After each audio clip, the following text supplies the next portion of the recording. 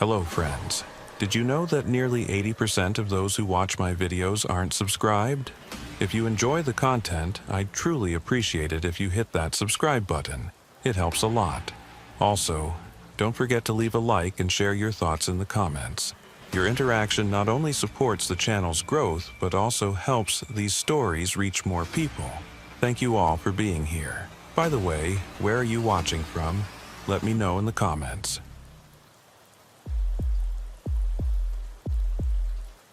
The call came on a Thursday night at 11:47 p.m. during the second hour of the November storm's fierce assault on the Cascade Passes. Sheriff Thaddeus Keene was reviewing incident reports in his office at the Catitas County Sheriff's Department as the wind relentlessly pounded the building's western wall outside. The storm's fury clearly signaled that the mountain roads would be impassable by morning. The dispatcher's voice carried that familiar tension heard in the voices of those who work with death with professional composure during weather events. Sheriff Keene, there's a case of a hiker missing in the Blewett Pass corridor. The Forest Service received an SOS signal from a personal locator device about 90 minutes ago. The signal is coming from approximately 8 miles northeast of the summit, around Forest Road 9738. The caller is the hiker's wife. She says her husband went on a solo overnight hike near Teanaway Ridge and did not respond to the 9 p.m. check-in call. Keene felt the familiar weight settle into his stomach. The knowledge that what started as a routine notification could evolve into a body recovery operation before sunrise. The Blewett Pass area was unforgiving country even in good weather. During November storms that dropped snow measured in feet rather than inches, the survival window for someone caught unprepared was measured in hours, not days. He'd worked this county for 23 years, the last 7 as sheriff, and he understood that the Cascades didn't negotiate with human error or bad luck. "Do we have coordinates on that beacon signal?" Keene asked, already reaching for his duty belt and the heavy weather gear that lived permanently in his office during winter months. "And what's the hiker's name and description?" The dispatcher consulted her screen, reading off information that painted a picture Keene had seen too many times before. Beacon coordinates put him at approximately 47.3891 north, 120.6847 west. That's rough terrain, heavy timber, about 6,000 feet elevation. Hiker's name is Daniel Cortez, 34 years old, experienced backpacker according to his wife. Left the Teanaway trailhead yesterday morning with gear for a 2-day trip. He's carrying standard emergency equipment and supposedly knows the area well. Keene pulled up the topographic maps on his computer, studying the terrain around the beacon coordinates. The location was in a transitional zone where the ponderosa pine forests of the eastern Cascades gave way to higher elevation timber, cut through by steep-walled canyons that funneled wind and snow into conditions that could reduce visibility to arm's length.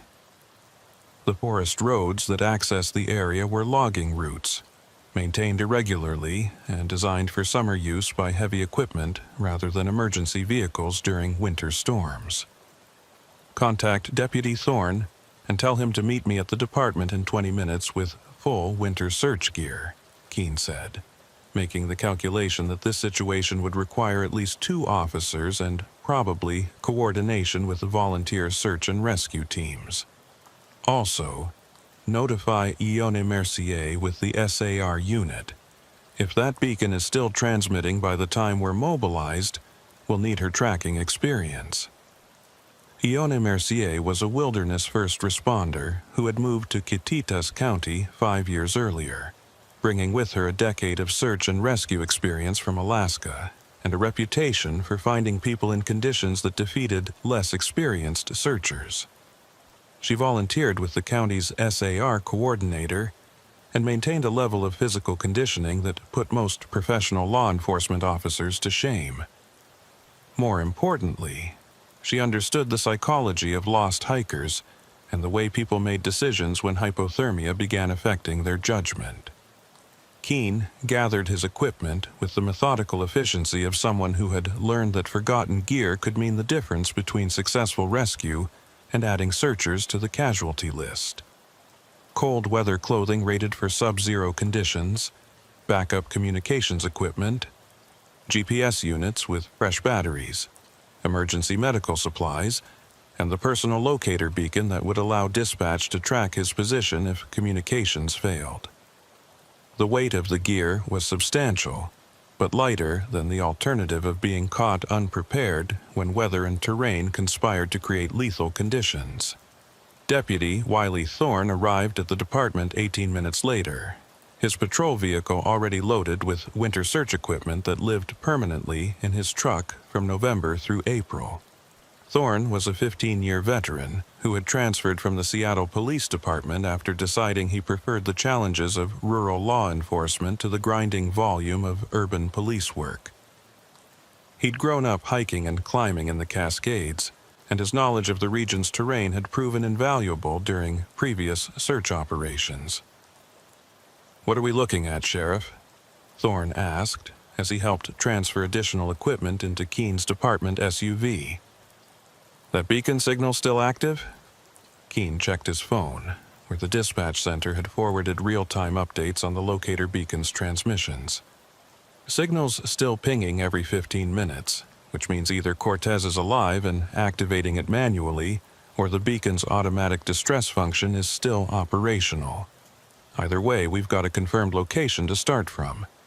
Ione Mercier is meeting us at the Tenaway Road junction in 40 minutes. The drive toward the Blewett Pass corridor took them through Cle Elum and then northeast into increasingly mountainous terrain where the storm's full force was becoming apparent. Snow was falling heavily now, the kind of dense, wet snow that accumulated rapidly and created avalanche conditions on steep slopes. Keene kept the SUV in four-wheel drive and maintained speeds that balanced urgency against the very real possibility of sliding off roads that dropped away into darkness on either side. Thorne reviewed the case information on his laptop, reading aloud details that would help them understand who they were searching for and what resources he might have available. Cortez filed a trip plan with the Forest Service, which is good practice. He's listed as an experienced hiker with winter camping experience. Gear list includes a four-season tent, sleeping bag rated to -20, and standard 10 essentials. Wife says he's done this route multiple times and typically camps near a place called Iron Creek. Iron Creek is about 2 miles from where that beacon is transmitting, Keene observed, consulting his mental map of the area, which means either he changed his plans or something forced him off his intended route.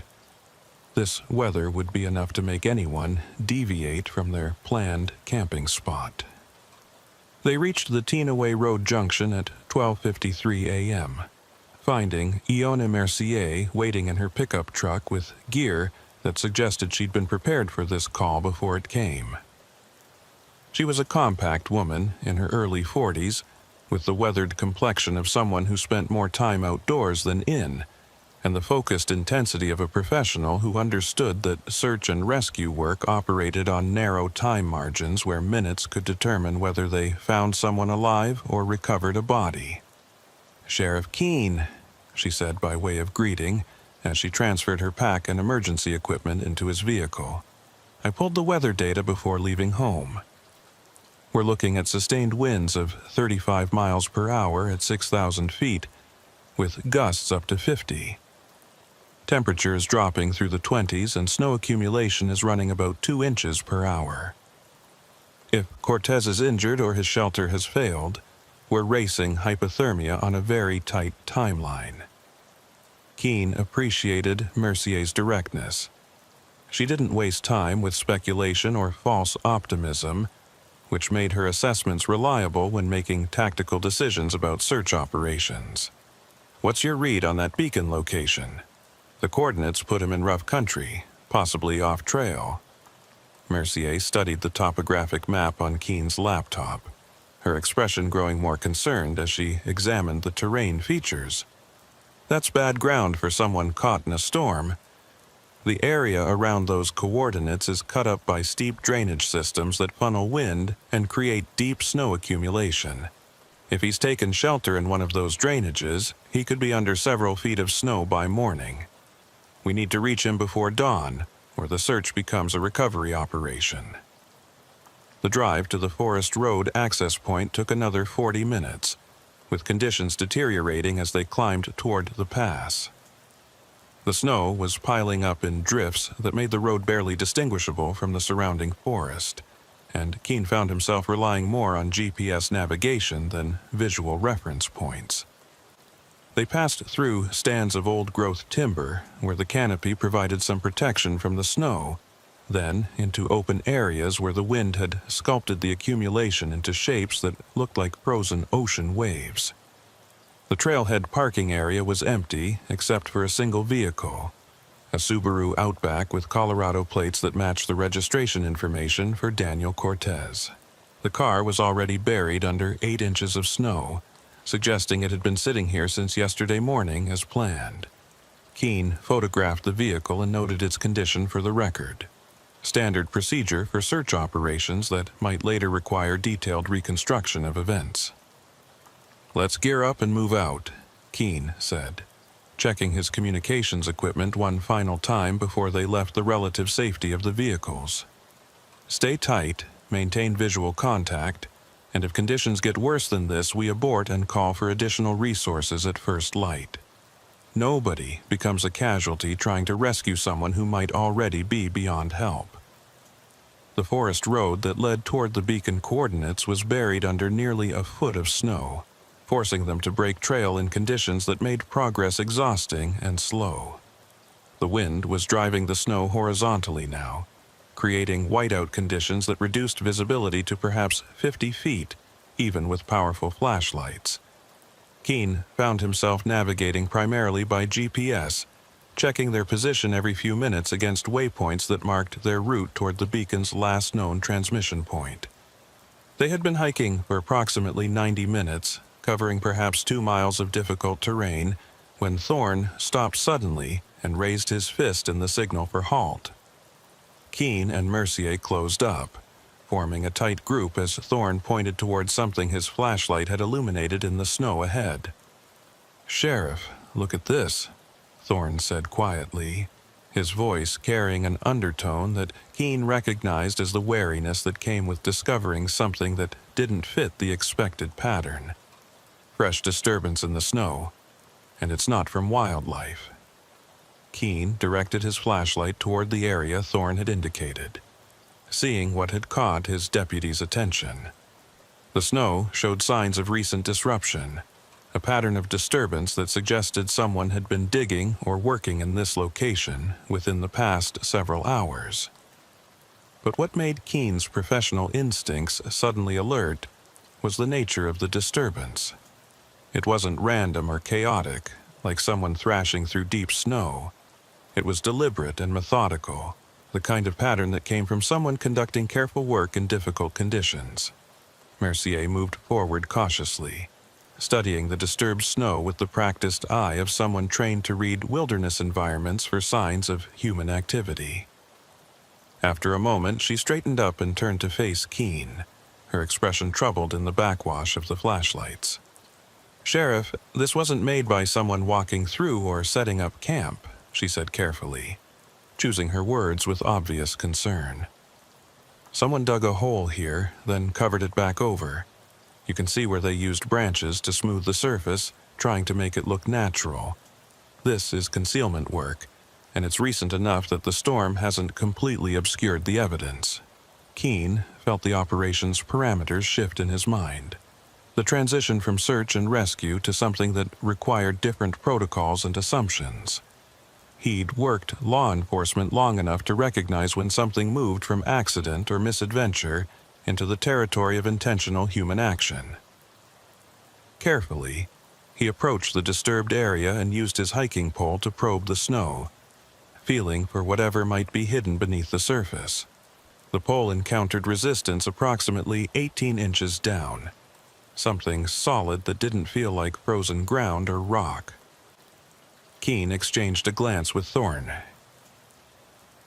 Thorne, who had already unslung his pack and was retrieving a collapsible snow shovel. They worked carefully, removing snow in controlled layers rather than random digging, documenting with photographs as they exposed what had been hidden. What they found stopped all three of them cold. Buried beneath the snow and carefully concealed with branches and natural debris was a man-trap, a crude but potentially lethal device constructed from sharpened stakes positioned to impale anyone who stepped into the concealed pit. The stakes were steel rebar, cut to points and arranged in a pattern that would cause devastating injury to anyone who fell into the trap. This wasn't wilderness survival gear or hunting equipment. This was designed to harm human beings. Jesus Christ, Thorne breathed, staring at the trap they had narrowly avoided triggering.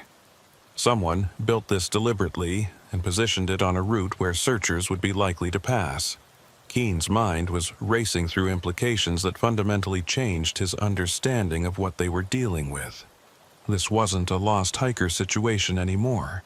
This was either a crime scene or an active threat situation where someone had deliberately created hazards designed to injure or kill people moving through this area. The question was whether Daniel Cortez was a victim of whoever had built this trap, or whether there was something more complex happening in these mountains. Ione, how long would it take to construct something like this in these conditions? Keen asked, studying the trap's construction for clues about who might have built it and why. Mercier examined the trap carefully before responding, her expression grave. In daylight with proper tools, maybe 2 hours of work. In darkness during a storm, considerably longer. But Sheriff, this level of construction suggests someone who planned this in advance and had time to position it carefully. This isn't improvised. Someone prepared this trap knowing that people might come through this area, and they wanted to make sure those people got hurt. Keen made the decision that would determine how the rest of this night unfolded. We're suspending the search operation pending investigation of this trap and assessment of additional threats in the area. Wiley, I want you to mark this location with GPS coordinates and photograph everything from multiple angles. Ione, based on your experience, what's the likelihood there are more of these devices in the vicinity? Mercier's response confirmed Keen's worst concerns. If someone went to the trouble of building one trap, they probably built more. This kind of thinking doesn't stop with a single device. We need to assume that the entire area between here and that beacon coordinate is potentially compromised with similar hazards. The implications were staggering. They were conducting a search and rescue operation in terrain that had been deliberately booby-trapped by someone who either wanted to prevent people from reaching Daniel Cortez or who was targeting search and rescue personnel specifically.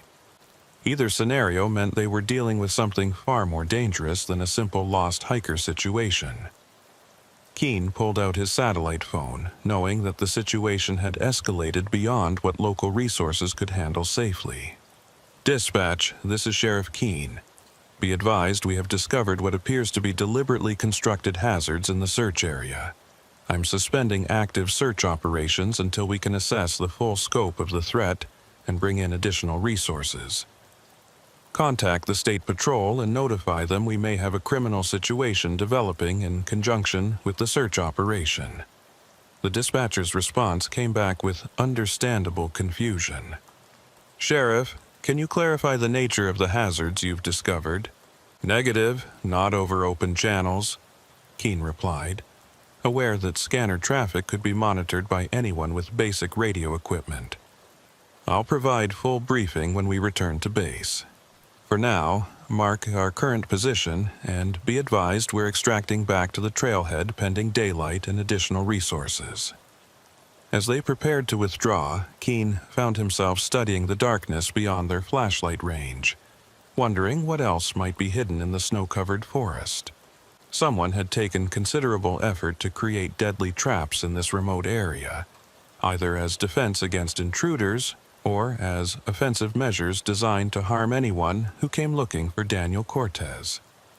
The beacon was still transmitting from somewhere ahead in the darkness, but reaching it now meant navigating through terrain that might be seeded with additional devices designed to kill or maim. The hike back to the vehicles was conducted with painful slowness, each step now taken with awareness that the ground beneath the snow might conceal additional threats.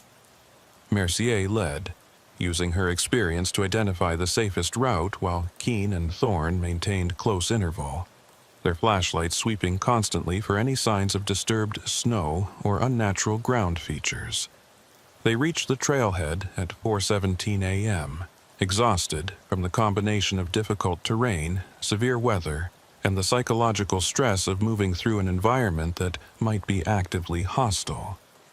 As they loaded their gear back into the vehicles, Keene found himself facing a situation that would require resources and expertise beyond what his department normally handled. "Wiley, when we get back to town, I want you to contact the FBI field office in Seattle," Keene said as they began the drive back toward civilization. "What we found up there suggests possible domestic terrorism, or at minimum a serious threat to public safety. We need federal resources and probably bomb technician support if we're going to safely search that area." Thorne nodded, his expression reflecting the same concern that Keene felt. "What about Cortez? That beacon is still transmitting, which means either he's alive and in need of immediate help, or the device is operating automatically. Either way, we've got a man potentially dying up there while we're pulling back." It was the question that would haunt Keene for the rest of the night and into the dawn that was beginning to break over the Cascade Peaks. Somewhere in those mountains, Daniel Cortez was either fighting for survival or already dead. And the person who had built those traps had created a situation where attempting rescue might cost additional lives. The decision to suspend the search operation was tactically sound, but it came with the terrible weight of knowing that delay might mean the difference between rescue and recovery.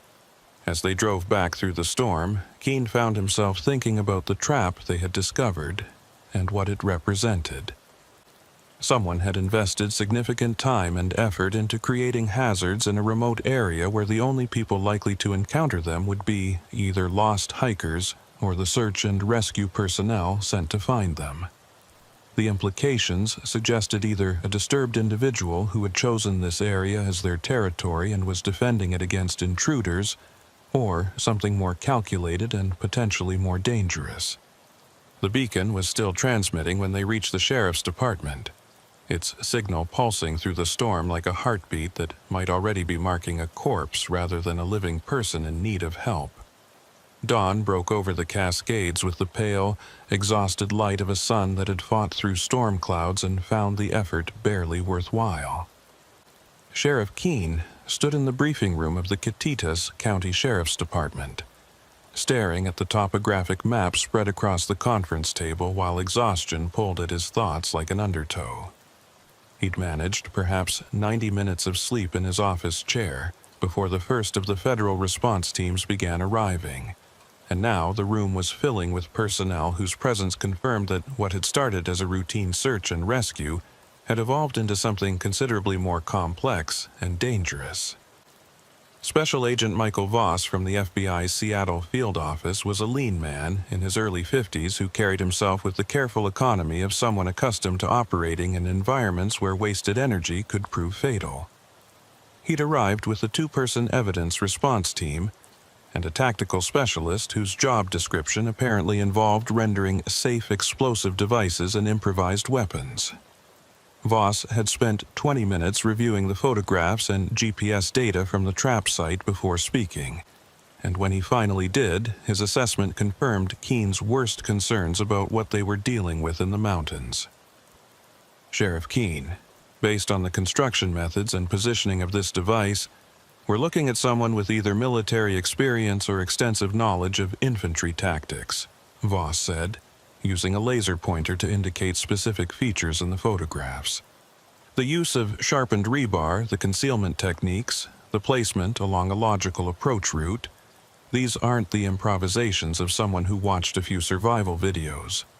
This is fieldcraft from someone who understands how to deny terrain to enemy forces. Keene felt the situation's gravity settling deeper into his understanding of what they faced. Are we talking about a veteran who's had some kind of breakdown or something more organized?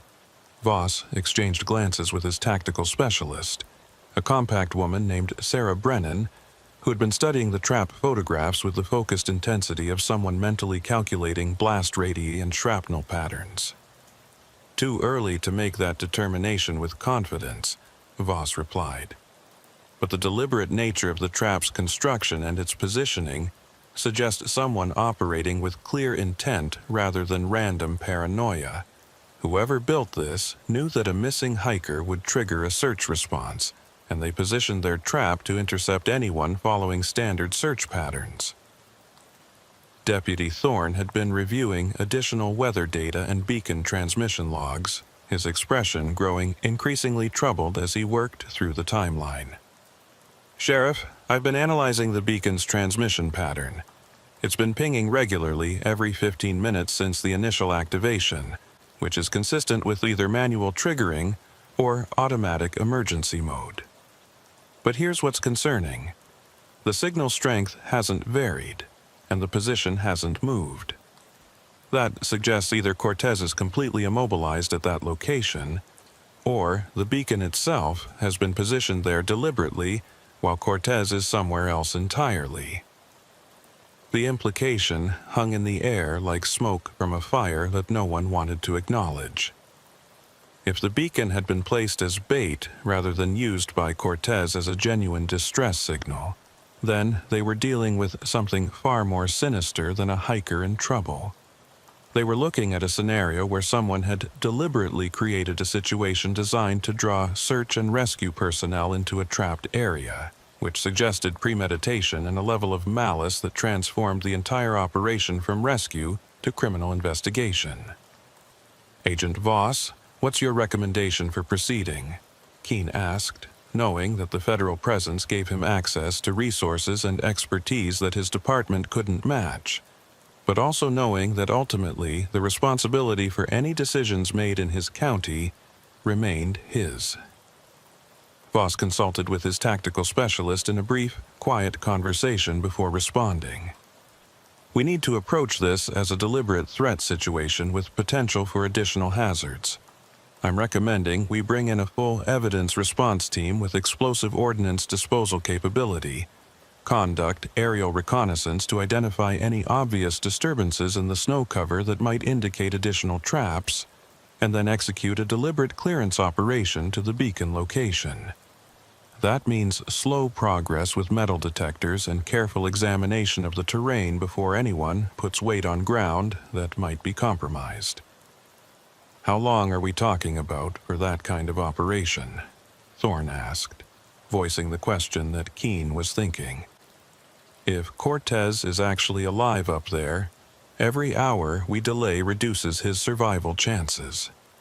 It was the eternal tension in search and rescue operations, the balance between speed and safety, between the moral imperative to help someone in distress and the practical reality that adding casualties to a situation didn't save anyone. Voss's expression suggested he'd faced this calculation many times before and had never found an answer that satisfied all competing requirements. Realistically, with current weather conditions and the terrain involved, we're looking at a minimum of 6 hours to reach the beacon location safely, Voss said. And that's assuming we don't encounter additional hazards that require time to assess and neutralize. Sheriff, I understand the urgency, but sending personnel into a trapped area in these conditions is more likely to create additional casualties than effect a successful rescue. Keene made the decision that command positions required, the choice between what he wanted to do and what circumstances allowed. We proceed with the deliberate clearance operation. Get your teams mobilized and coordinate with Deputy Thorne on logistics. I want continuous communication and immediate notification if we discover anything that changes our assessment of the threat level. Ione Mercier had been standing quietly near the map table, studying the terrain features around the beacon location with the focused attention of someone running mental calculations about routes and hazards. She looked up as the briefing concluded, her expression carrying a concern that went beyond the immediate operational challenges. "Sheriff Keene, I need to show you something that might be relevant," Mercier said, pulling out her own topographic map marked with annotations in colored pencil. "When I reviewed the area around that beacon coordinate, I noticed something about the terrain that bothers me. That location sits at the intersection of 3 different drainage systems, which means it's a natural collection point for anyone moving through that part of the mountains. It's exactly where I would position an observation post if I wanted to monitor traffic through the area." Keene studied the map, seeing what Mercier had identified. The beacon's location wasn't random. It occupied a tactical position that offered visibility over multiple approach routes, while being difficult to access except through narrow corridors that could be easily monitored or defended. If someone had chosen that spot deliberately, it suggested a level of tactical thinking that went beyond simple harassment of searchers. "You're saying someone might be watching that location, waiting to see who responds to the beacon?" Keene asked, feeling the operation's parameters shift again as new possibilities emerged. Mercier nodded slowly. "I'm saying that if I wanted to study search and rescue response patterns, or if I wanted to select targets from among the people who came looking, that beacon location would give me perfect visibility to make those observations. Sheriff, we might be walking into a situation where someone is actively observing our response rather than simply having set passive traps." The distinction was crucial. Passive traps were dangerous but predictable. Once identified and mapped, they could be avoided or neutralized. An active adversary watching and potentially adjusting their tactics in real time created exponentially more complex threat dynamics. It meant they couldn't rely on standard procedures or predictable approaches, because someone might be learning from their actions and preparing counters. Agent Voss had been listening to this exchange with the quiet intensity of someone whose professional experience included situations where the difference between passive and active threats determined whether people went home or went to morgues. "Miss Mercier makes a valid tactical point," he said. "If we're dealing with an active observer, we need to approach this more like a tactical operation than a search and rescue. That means deception, multiple approach routes, and careful counter-surveillance to identify if anyone is watching the area." The operational briefing continued for another hour, as teams assembled and equipment was loaded for what had become a complex tactical operation, rather than a straightforward rescue attempt. Keene found himself coordinating with agencies and specialists he'd never worked with before: FBI tactical teams, explosive ordnance disposal technicians, state police aviation units, and Forest Service personnel who provided detailed knowledge of the terrain and access routes. By mid-morning, they were ready to move. The storm had exhausted itself sometime before dawn, leaving behind nearly 2 feet of fresh snow and temperatures that had dropped into the single digits. The helicopter reconnaissance flight launched first, equipped with thermal imaging equipment that might identify heat signatures indicating either Cortez's presence or someone else operating in the area. Keene watched the aircraft disappear into the mountain valleys, its rotor noise fading into the vast silence of the winter Cascades. The ground element moved out 30 minutes later, following a route that paralleled but didn't duplicate the path Keene's team had taken during the night. Agent Voss had insisted on this approach, arguing that if someone was watching, they would expect rescuers to follow the most direct route to the beacon. By taking a longer but less obvious approach, they reduced the likelihood of triggering additional traps, while potentially gaining the element of surprise if an active adversary was present. Keene led the ground element with Deputy Thorne and Ione Mercier, followed by the FBI tactical team and the explosive ordnance disposal specialist. They moved slowly, using metal detectors to sweep the route ahead while team members examined the snow for signs of disturbance or concealment. The pace was frustratingly slow, covering perhaps half a mile per hour. But Keene understood that speed was meaningless if it put people into hazards that could be avoided with patience. The helicopter pilot's voice crackled over the radio 2 hours into the movement, reporting findings that added new dimensions to an already complex situation. Ground element, this is Air 1. We've completed thermal scan of the primary search area. We're showing one strong heat signature at the beacon coordinates, consistent with either a human subject or an active heat source. But we're also picking up 3 additional thermal anomalies in positions surrounding the beacon location, forming what looks like an observation perimeter. Recommend extreme caution on approach. Keene felt his tactical assessment shift as he processed this information. If there were multiple heat signatures in a perimeter arrangement, they were either looking at additional victims who had been trapped in the area, or they were dealing with multiple individuals who had positioned themselves to observe or control access to the beacon location. Neither scenario matched the profile of a lone, disturbed individual setting random traps. Air 1, can you determine if those perimeter signatures are consistent with human subjects or equipment? Keene asked, needing more information before deciding how to proceed. The pilot consulted with his thermal imaging operator before responding. Negative, Sheriff. At this altitude and with current atmospheric conditions, we can't distinguish between a human signature and properly insulated equipment generating heat. The signatures are persistent and haven't moved during our observation period, which could indicate either stationary personnel or positioned devices. Agent Voss had moved up beside Keene, studying his tactical map while listening to the helicopter's report. Sheriff, this is starting to look less like a rescue situation and more like a deliberate tactical scenario. Someone has either positioned themselves to control access to that beacon location, or they've set up something designed to look like human presence to draw us in. Either way, we need to revise our approach. The next decision would determine how the rest of this operation unfolded. Keene could order a direct approach to the beacon location, accepting the risk of potential confrontation or additional traps in exchange for speed. Or he could implement an even more cautious strategy, using observation and reconnaissance to gather more information before committing personnel to close proximity with whatever was waiting at those thermal signatures.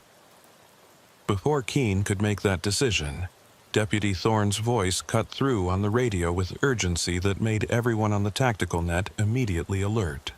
Sheriff, I've got fresh tracks here, and they're not from our previous movement. Someone's been through this area within the past few hours, and they were moving with purpose. Keene and the FBI team moved quickly to Thorne's position, finding what the deputy had discovered. The tracks were clear in the fresh snow, boot prints from someone wearing what appeared to be military-style cold-weather boots, moving in a straight line that suggested confidence and familiarity with the terrain. The tracks led directly toward the beacon location, but they showed none of the cautious, searching pattern that would characterize someone lost or in distress. These were the tracks of someone who knew exactly where they were going and why. These were made after the storm stopped, Mercier observed, kneeling to examine the tracks more closely. You can see where the snow has started to settle into them, but there's no wind drift yet. I'd estimate these are 3 to 4 hours old, made right around dawn. Agent Voss was already on his radio, coordinating with the helicopter for aerial observation of the track line. Air 1, we've got fresh tracks leading toward the beacon location from approximately 300 meters west of our position. Can you follow the back trail and identify where they originated? The helicopter swung wide, using its altitude advantage to trace the track line back through the forest. The pilot's report came back within minutes, and it transformed the operation's entire character.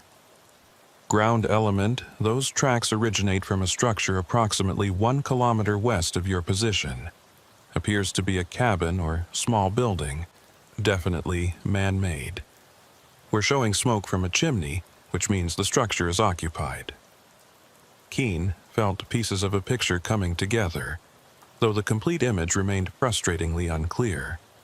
Someone was living in a remote cabin in the Cascade Wilderness, and that someone had moved toward the beacon location shortly after dawn, leaving fresh tracks that suggested purpose rather than chance. The question was whether this person was Daniel Cortez, having somehow made it to shelter, or whether they were dealing with someone else entirely, possibly the individual responsible for the traps they'd discovered. "Agent Voss, I'm recommending we split our response," Keene said, making the tactical calculation that the situation now required. "Part of our element continues toward the beacon location to determine status of whoever or whatever is generating that primary heat signature. The other part investigates that cabin to identify who's living there and whether they're connected to this situation." Voss considered this proposal for perhaps 30 seconds before nodding agreement. "Concur. I'll take the primary team to the beacon location with your Deputy Thorne. You take a smaller element to investigate the cabin with Miss Mercier. We maintain radio contact, and nobody engages with anything or anyone without coordination. If this is an active adversary situation, we need to control the tactical development rather than letting circumstances force our decisions." The teams split, with Keene leading 3 officers and Mercier toward the cabin while Voss's larger element continued the deliberate movement toward the beacon. The cabin was exactly where the helicopter had indicated, a small structure built from logs and positioned in a clearing that provided good visibility over the surrounding terrain. Smoke rose from a metal chimney, and the building showed signs of regular maintenance. This wasn't an abandoned shelter, but someone's deliberate residence. Keene approached with tactical caution, using the tree line for concealment, while observing the cabin for signs of activity. The front door was closed, and there were no visible windows on the side facing their approach. Fresh tracks led from the cabin door toward the beacon location, confirming what the helicopter had reported. Someone had left this structure and moved with purpose toward the area where Cortez's beacon was transmitting. "Sheriff, look at this," Mercier whispered, pointing toward a structure behind the cabin that Keene had initially missed. It was a shed or storage building, and near its entrance were items that made Keene's law enforcement instincts suddenly heighten. Steel rebar cut to various lengths, shovels and other digging implements, and what appeared to be surveying equipment of the type used to mark trails or establish positions with precision. The implications were clear. Whoever lived in this cabin had the materials and tools to construct the trap they'd found, and the surveying equipment suggested they'd been marking or planning positions with careful deliberation. This wasn't a random hermit who'd built a defensive trap out of paranoia. This was someone conducting systematic work in these mountains, work that involved creating hazards and positioning them with tactical precision. Keene was about to call for additional backup when the cabin door opened and a figure emerged. The man was tall, perhaps 60 years old, wearing heavy winter clothing and carrying what appeared to be a thermos. He stopped when he saw the law enforcement presence, but his reaction wasn't panic or surprise. It was the careful, measured response of someone who had been expecting this confrontation eventually and had prepared for it mentally. "You'd be Sheriff Keene," the man said, his voice carrying clearly across the clearing. "I figured someone would find their way up here eventually, especially after that hiker started transmitting his distress beacon. I'm assuming you've got questions about those traps I built." Keene kept his hand near his sidearm while maintaining a non-threatening posture, aware that this conversation could escalate in multiple directions depending on how the next few moments unfolded. "Sir, I need you to keep your hands visible and identify yourself. We're investigating a missing person case and we've discovered hazardous devices in this area. I need to know what your involvement is in this situation." The man set his thermos down carefully on the cabin's porch railing, keeping his movements slow and obvious. "My name is Walter Kendrick. I've lived in these mountains for 15 years, and I've been building those traps for the past 3 months. They're not designed to hurt hikers or people who belong up here. They're designed to stop the people who've been using these mountains for something that law enforcement should have been investigating years ago. Keene felt the situation shifting again, moving from what he'd assumed was a disturbed individual creating hazards into something that might involve local knowledge about criminal activity in the area. Mr. Kendrick, I need you to explain what you mean by people who don't belong up here, and why you felt the need to build traps instead of contacting law enforcement. Kendrick's laugh was bitter, carrying years of frustration. Sheriff, I contacted your department 4 times over the past 2 years, reporting suspicious activity in these mountains. People moving through at night, vehicles on the forest roads during seasons when there's no legitimate reason for traffic, and signs of organized activity in areas that should be empty except for occasional hikers. Every time I called, I was told you'd look into it, but nothing ever changed. So I decided if law enforcement wasn't going to protect these mountains, I would. Deputy Thorne's voice crackled over Keene's radio before he could respond to Kendrick's statement. Sheriff, you need to hear this. We've reached the beacon location and we've found Cortez. He's alive, but in bad condition, hypothermic and injured. But Sheriff, he's telling us something about the people who are holding him that you need to know about immediately.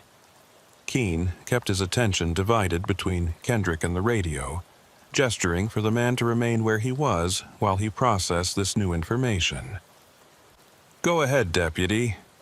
Thorne's voice carried tension that Keene recognized as the strain of someone dealing with a situation that had just become significantly more complex. Cortez says he wasn't lost, Sheriff. He was taken.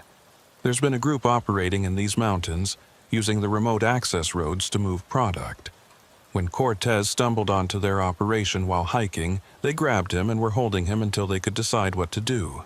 He managed to escape this morning, activated his beacon, and was trying to make it out when the storm got too severe. The people who were holding him, he says there's at least 3 of them, and they're still in the area. The situation crystallized in Keene's mind with sudden, uncomfortable clarity. The traps, the occupied cabin, the suspicious activity Kendrick had been reporting, they were all connected to what was apparently an organized criminal operation using the Cascade Wilderness as their base. Kendrick hadn't been a disturbed individual creating random hazards.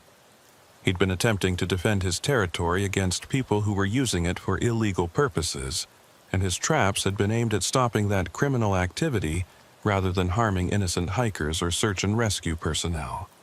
Mr. Kendrick, Keene said carefully, I need you to tell me everything you know about the people operating in these mountains. And then I need you to tell me where you positioned those traps, because we have a missing persons case that just became a criminal investigation. And I need to know what my people are walking into. Kendrick's expression shifted from defensive to something approaching relief, as if he'd been waiting years for someone in authority to finally take his concerns seriously. Sheriff, what I'm about to tell you is going to explain why I built those traps, and why I was willing to face legal consequences to stop what's been happening in these mountains. But you need to understand something first. The people running this operation aren't just criminals. They're organized, they're connected, and they've been operating with impunity because they know how to use this terrain, and they've been confident that rural law enforcement doesn't have the resources to stop them. As Keene listened to Kendrick's account of what he'd observed over the past 2 years, he realized that what had started as a straightforward search and rescue operation had uncovered something far more significant and dangerous. The Cascade Wilderness that he'd sworn to protect was being used as a corridor and staging area for criminal activity on a scale that would require resources beyond what his department could provide. And the traps that had nearly killed his search team had been built not by a madman, but by a frustrated citizen who had watched his reports to law enforcement disappear into bureaucratic indifference. The radio traffic between his position and Deputy Thorne's location was increasing, with Agent Voss coordinating the extraction of Cortez, while simultaneously positioning his tactical team to respond to the possibility of encountering the people who had held the hiker. Keene found himself managing multiple crisis situations simultaneously: the immediate need to secure Cortez's safety, the requirement to investigate Kendrick's allegations, and the tactical challenge of operating in terrain that might still be trapped or under observation by hostile forces. As morning moved toward afternoon, Keene stood in that mountain clearing and understood that the next decisions he made would determine whether this situation resolved with minimal casualties or escalated into something that would haunt everyone involved. The beacon was still transmitting somewhere in those mountains, but now Keene knew it marked not just a rescue site but the intersection of criminal activity, vigilante justice, and law enforcement response in terrain that offered perfect concealment for anyone willing to use violence to protect their operations. The extraction of Daniel Cortez took 3 hours and required resources that pushed the operational capacity of every agency involved to its absolute limit. Deputy Thorne coordinated with the helicopter crew to establish a landing zone in a clearing approximately half a mile from where they'd found the hiker, while Agent Voss's tactical team maintained security perimeter against the possibility that whoever had been holding Cortez might attempt to prevent his rescue or eliminate him as a witness. Keene remained at Kendrick's cabin, using the structure as a forward command post while simultaneously conducting an interview that was revealing the scope of criminal operations in the Cascade Wilderness.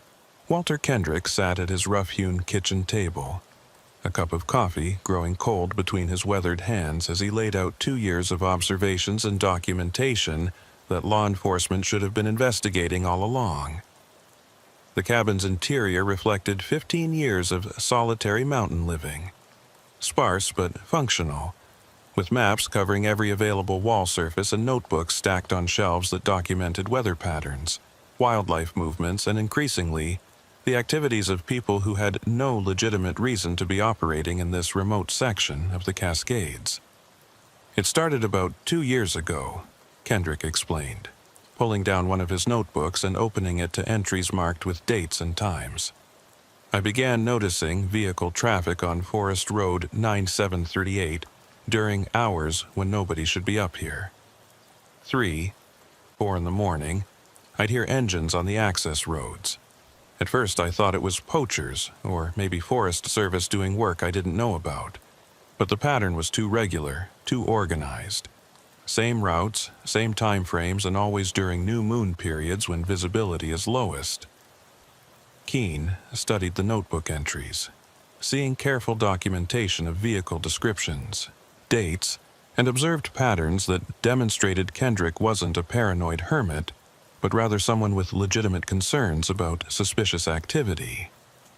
You said you reported this to my department. Who did you speak with and what was their response? Kendrick's expression darkened with frustration that had clearly been building for months. First time was 18 months ago. I hiked down to the ranger station at Salmon-Lasac and had them relay a message to your office. Deputy named Franklin took the report, said someone would look into it. 3 months later, nothing had changed, so I called directly. Different deputy this time told me they'd increase patrols in the area. But Sheriff, I never saw increased patrols. I saw the same suspicious vehicles running the same patterns, getting bolder. The name Franklin triggered recognition in Keene's mind. Deputy James Franklin had retired 8 months earlier after 22 years with the department, taking his pension and moving to Arizona. Keene made a mental note to review Franklin's case files and determine whether those reports from Kendrick had been properly investigated or had disappeared into the kind of bureaucratic void that allowed criminal operations to flourish undetected.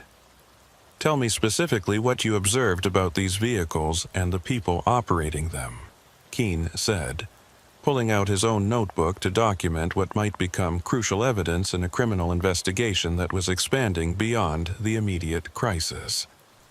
Kendrick rose and moved to one of his wall maps, pointing to locations marked with colored pins that formed a pattern across the mountainous terrain. The vehicles always used this network of forest roads here, accessing areas that connect to the old mining claims from the 1920s. Most people don't know those claims exist because they're not maintained, and the access is difficult.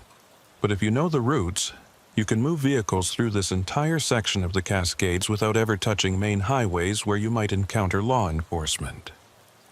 The tactical advantage of such routes was immediately apparent to Keene. The forest road network in this area had been built decades earlier to support logging and mining operations, creating a web of rough but passable routes that connected isolated areas without depending on maintained highways.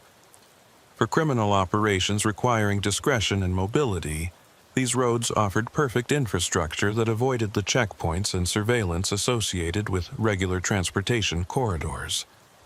What were they moving? Keene asked, though he was beginning to form suspicions about the nature of the operation based on the patterns Kendrick described. Never got close enough to see cargo directly, Kendrick admitted.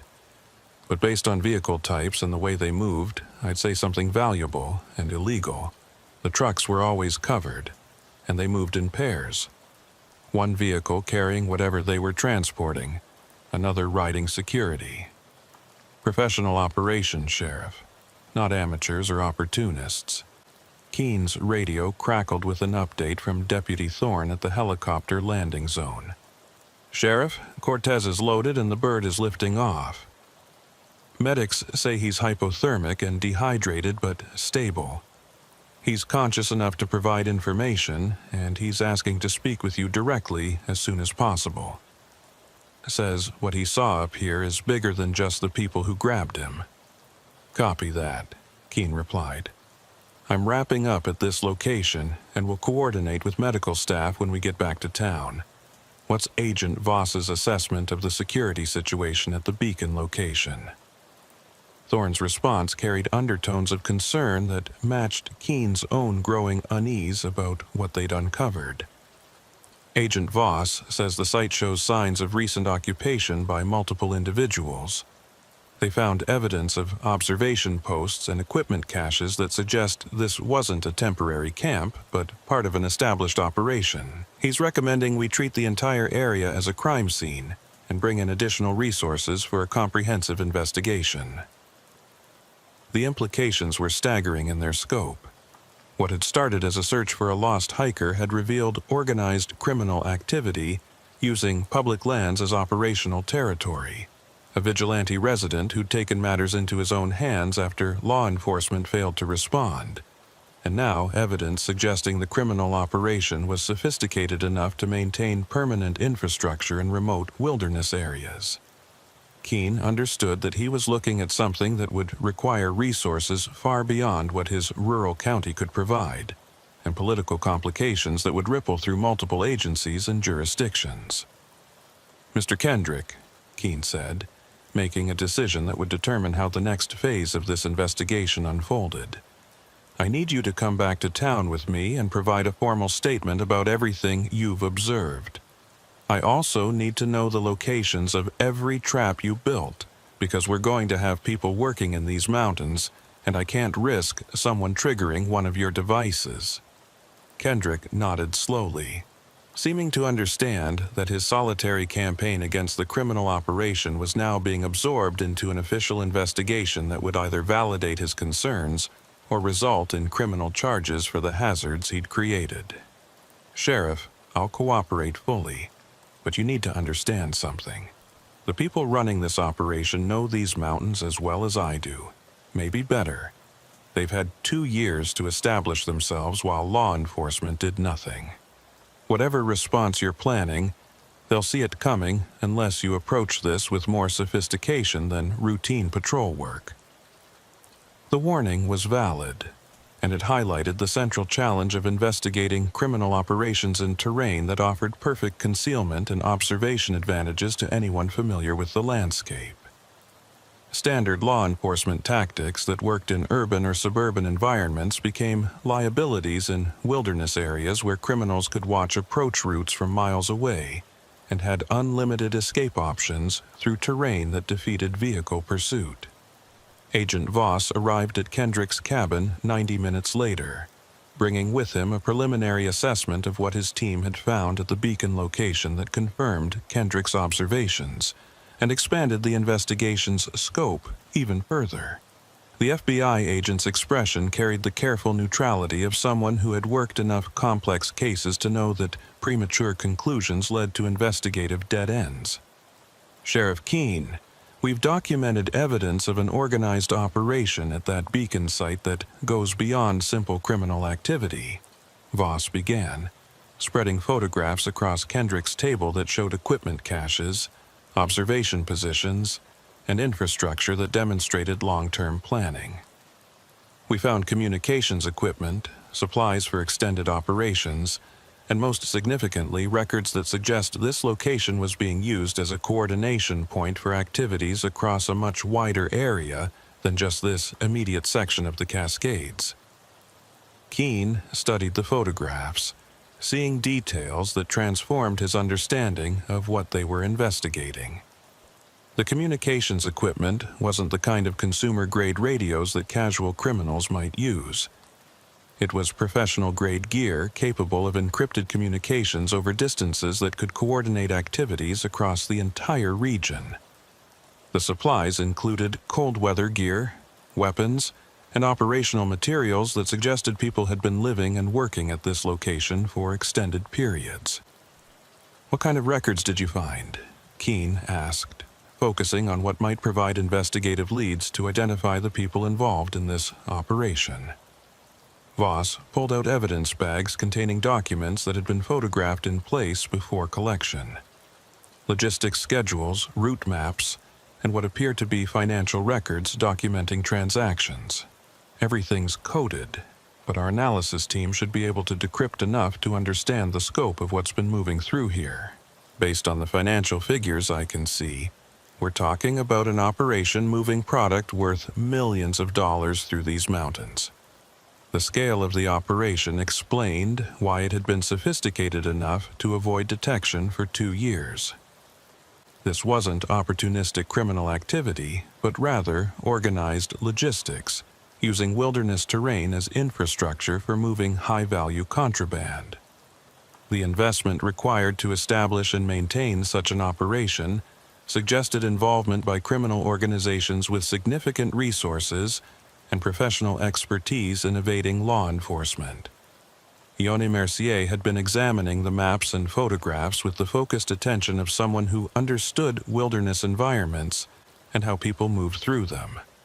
She looked up from the materials with an observation that added another layer of complexity to what they were investigating. "Sheriff, look at these route maps," Mercier said, pointing to specific features marked on the documents Voss had recovered.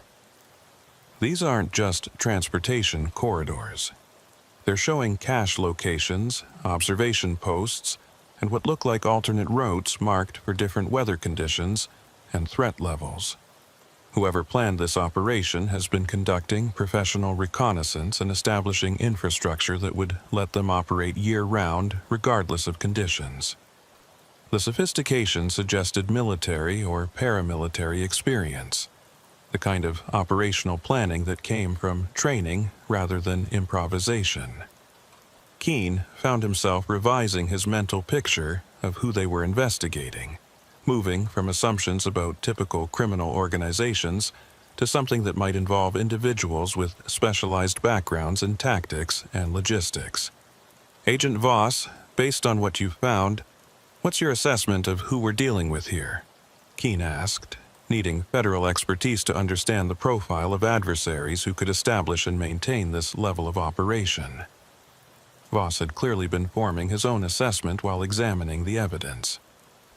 The operational sophistication suggests involvement by people with military or intelligence backgrounds. The logistics planning, the communication security, the tactical positioning of observation posts. These aren't skills that typical criminal organizations possess. We might be looking at individuals who've taken specialized training and applied it to criminal operations, or possibly a group with connections to organized networks that employ former military personnel. The implications were sobering.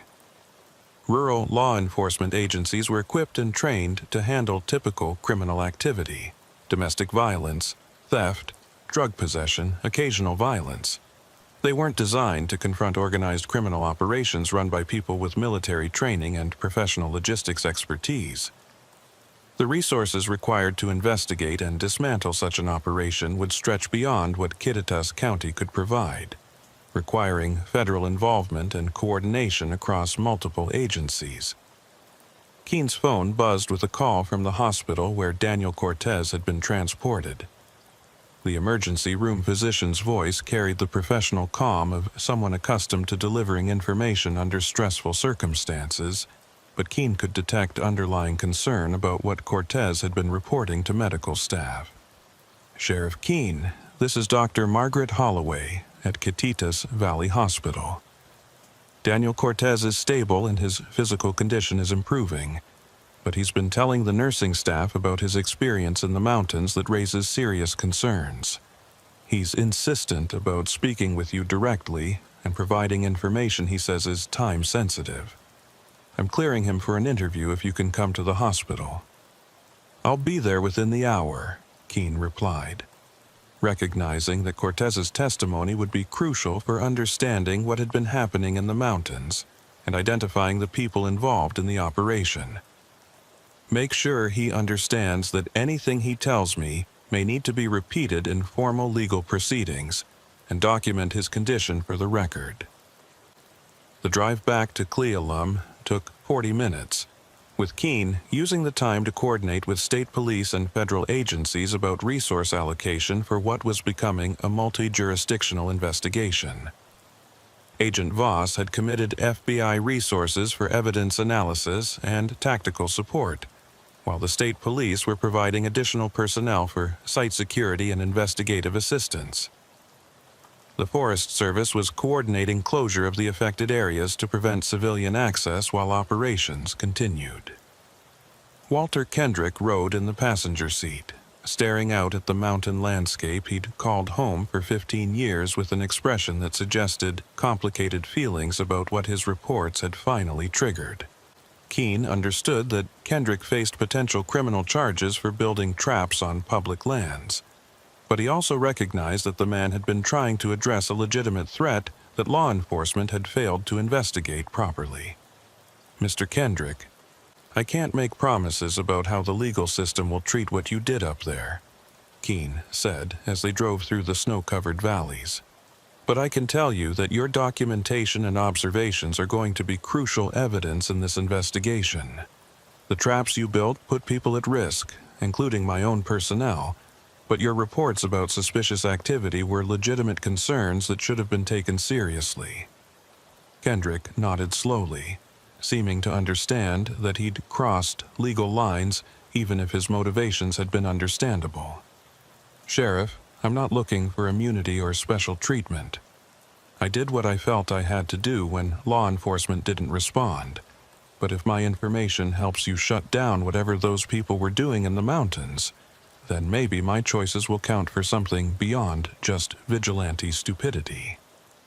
The interview with Daniel Cortez took place in a private room at the hospital, with medical staff monitoring the hiker's condition while Keen documented testimony that would form the foundation of the criminal investigation. Cortez was a software engineer from Seattle who had been hiking the Cascades for years, familiar with the terrain and experienced enough to handle solo overnight trips in challenging conditions. What he described about his encounter with the criminal operation provided crucial details about their methods and the nature of what they were moving through the mountains. "I was hiking toward my planned camping spot at Iron Creek when I saw vehicle lights on what should have been an abandoned forest road," Cortez began, his voice still carrying the exhaustion of his ordeal but strengthening as he committed to providing information. "It was about 8 p.m., full dark, and those roads shouldn't have any traffic at that hour. I got curious and moved closer to see what was happening, thinking maybe it was Forest Service doing maintenance or something legitimate." Keen recorded this on video while taking notes, aware that Cortez's testimony would need to withstand legal scrutiny if this investigation led to prosecutions. "What did you see when you got closer to the vehicles?" Cortez's expression darkened with remembered fear.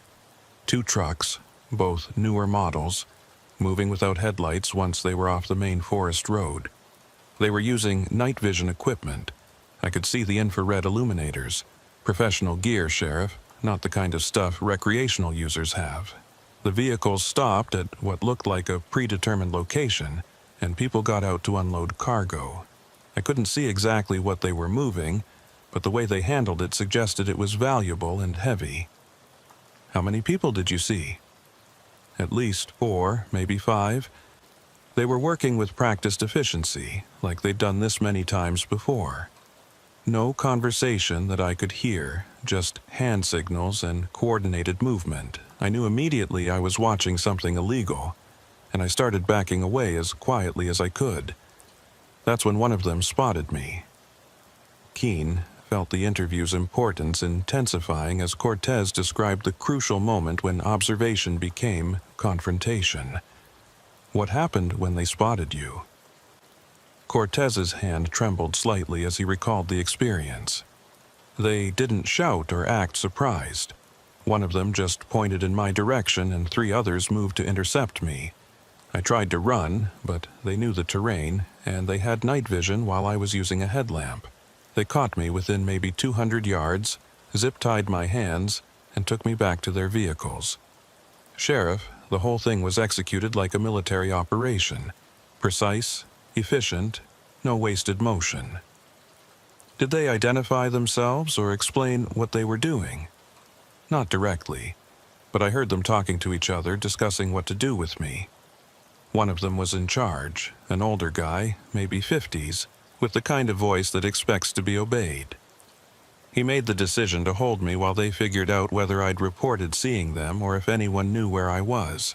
They took my phone, my GPS, everything electronic, and moved me to a different location where they had what looked like a permanent camp set up. The description of a permanent camp confirmed what Agent Voss's team had found at the beacon location, suggesting the criminal operation had established multiple sites for different purposes throughout the mountains. Keene needed details about these locations to coordinate search operations and build a comprehensive understanding of the operation's infrastructure. "Can you describe the camp where they held you and provide any details that might help us locate it?" Cortez closed his eyes, clearly working to recall details through the trauma and exhaustion. It was in a canyon, or drainage area, protected from weather and hidden from casual observation. They had tents, communications equipment, supplies for extended operations. The site had been there for a while, established paths, organized equipment storage, even a latrine area. This wasn't a temporary camp, Sheriff. These people had been living and working there for months, maybe longer. How many people were at this camp? I saw 3 regularly, but there were references to others who were working different shifts or positions. They talked about North Sector and South routes, like they had people covering multiple areas. Based on their communications, I'd estimate they had at least 8 to 10 people involved in the overall operation. The scale continued to expand with each piece of information. 10 people conducting organized operations across multiple locations required coordination, funding, and logistics that placed this far beyond typical criminal activity. Keene was looking at something that approached paramilitary operations, using public lands as operational territory while law enforcement remained completely unaware of their presence. "What happened that allowed you to escape?" Keene asked, needing to understand how Cortez had managed to get away from people who had demonstrated professional competence in controlling him. "The storm," Cortez replied. "When it hit yesterday, they moved most of their personnel to weather-protected locations and left only 2 people watching me. The storm got severe enough that visibility was nearly 0, and I managed to work my restraints loose. I waited until the guards were dealing with wind damage to their tent. Then I just ran into the storm. They tried to follow, but the conditions were too severe for them to track me effectively. I activated my personal locator beacon once I'd put some distance between us, then tried to find shelter. Did you hear anything about what they were transporting or why they were using these mountains? Cortez nodded emphatically. They talked about product and delivery schedules, but never specified what exactly they were moving. Based on the security measures and the way they discussed it, I'd say drugs or possibly weapons. The financial figures they mentioned were in the hundreds of thousands per run, which puts this in the category of major criminal enterprise rather than small-time smuggling. The interview continued for another hour, with Cortez providing details about the people who had held him, their equipment, their methods, and overheard conversations that would help investigators understand the operation's structure. By the time Keene concluded the formal interview, he had documentation that would justify federal intervention and resource allocation for a comprehensive investigation that might take months to complete. As Keene left the hospital, his phone was already ringing with calls from state and federal agencies wanting updates on the investigation.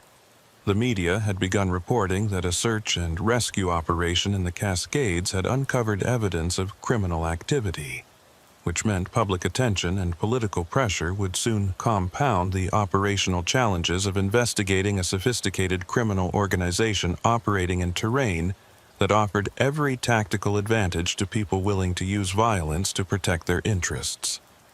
Deputy Thorne met Keene at the Sheriff's Department with updates that confirmed the investigation was expanding in multiple directions simultaneously. Sheriff, Agent Voss has coordinated with federal prosecutors and they're pursuing warrants for electronic surveillance of known criminal organizations that might be involved in operations like what we found in the mountains. State police have established checkpoints on forest roads leading into the affected area, and Forest Service has implemented emergency closures to prevent civilian access. Keene felt the weight of command decisions that would determine how this investigation proceeded. What's our resource status for supporting this operation? I need to know what we can sustain and what we need to request from external agencies. Thorne consulted his notes, providing the kind of detailed logistical assessment that made him invaluable during complex operations. We can maintain current staffing levels for about 72 hours before overtime costs become prohibitive. After that, we'll need state or federal assistance to sustain operations. The FBI has committed resources for the duration, but they're requesting local liaison and support for navigating the social and political landscape. The phrase, social and political landscape, was a careful euphemism for the reality that investigating criminal operations in rural areas often involved confronting uncomfortable questions about why those operations had been able to establish themselves without detection. Keene knew that his department's failure to investigate Walter Kendrick's reports would become a focus of scrutiny, and that examining why those reports had been ignored might reveal either incompetence or something more troubling like corruption or complicity. I want a complete review of every report filed about suspicious activity in the Cascade Wilderness over the past 3 years, Keene said, making the decision to address potential departmental failures directly, rather than waiting for external investigators to uncover them. If there's a pattern of ignored reports or inadequate follow-up, I need to know about it before someone else finds it and uses it to question our credibility. As evening approached, Keene found himself in his office reviewing the expanding case file and trying to understand how criminal operations of this sophistication had been able to establish themselves in his county without triggering any significant law enforcement response. The answer, he suspected, involved a combination of factors: the vast terrain that made comprehensive surveillance impossible, limited resources for investigating reports in remote areas, and possibly the kind of bureaucratic indifference that allowed concerning reports to disappear without proper investigation. But there was another possibility that Keene couldn't ignore, one that made him deeply uncomfortable but demanded consideration. If the criminal operation had been running for 2 years despite multiple reports, it suggested they might have had assistance or at minimum tolerance from someone within the system who could ensure that investigations didn't proceed. The mention of Deputy Franklin, who had taken Kendrick's initial reports and then retired shortly before this situation came to light, raised questions that would need careful investigation. The secure phone on Keene's desk rang with a call from Agent Voss, who had returned to the mountain sites with additional evidence response teams. The FBI agent's voice carried the careful control of someone delivering information that would complicate an already complex situation. Sheriff Keene, our analysis of the documents recovered from the Beacon site has revealed something you need to know about immediately, Voss said without preamble. We've identified references to law enforcement personnel in these records, suggesting the criminal organization has been monitoring or possibly receiving information about police activities in the region. I'm not making accusations, but we need to treat this investigation as potentially compromised by internal sources. Keene felt something cold settle in his stomach as he absorbed the implications. Are you saying we have corruption within my department? I'm saying the documents reference friendly contacts and advance notice in contexts that suggest someone has been providing the organization with intelligence about law enforcement activities. Could be someone in your department, could be state police, could be any agency with access to operational information. Until we identify the source, we need to assume that operational security is compromised and plan accordingly. The revelation transformed the investigation's parameters yet again. They were no longer just investigating a criminal organization, but also hunting for potential corruption within law enforcement that had enabled that organization to operate with impunity. The political and professional ramifications would be severe, but Keene understood that addressing corruption was non-negotiable regardless of the consequences. Agent Voss, I want a complete internal review of my department's handling of reports related to this case, Keene said. If there's corruption or complicity, I'll expose it myself rather than have it discovered by external investigators. But I need your help to do this quietly enough that we don't tip off anyone who might be involved. As night settled over the Cascades, Keene stood at his office window looking toward the mountain peaks that had seemed so familiar until today. Somewhere in that darkness, a criminal organization was probably regrouping after having one of their operations exposed, evaluating what law enforcement knew and planning their response. And somewhere, possibly within his own department, someone might be providing them with information that would determine whether the investigation succeeded or failed. The beacon had stopped transmitting hours ago. Its purpose served. But the signal it had sent would continue reverberating through law enforcement agencies, criminal organizations, and the political structures of rural Washington, as everyone involved tried to understand what had been uncovered in the Cascade Wilderness and what it meant for their futures.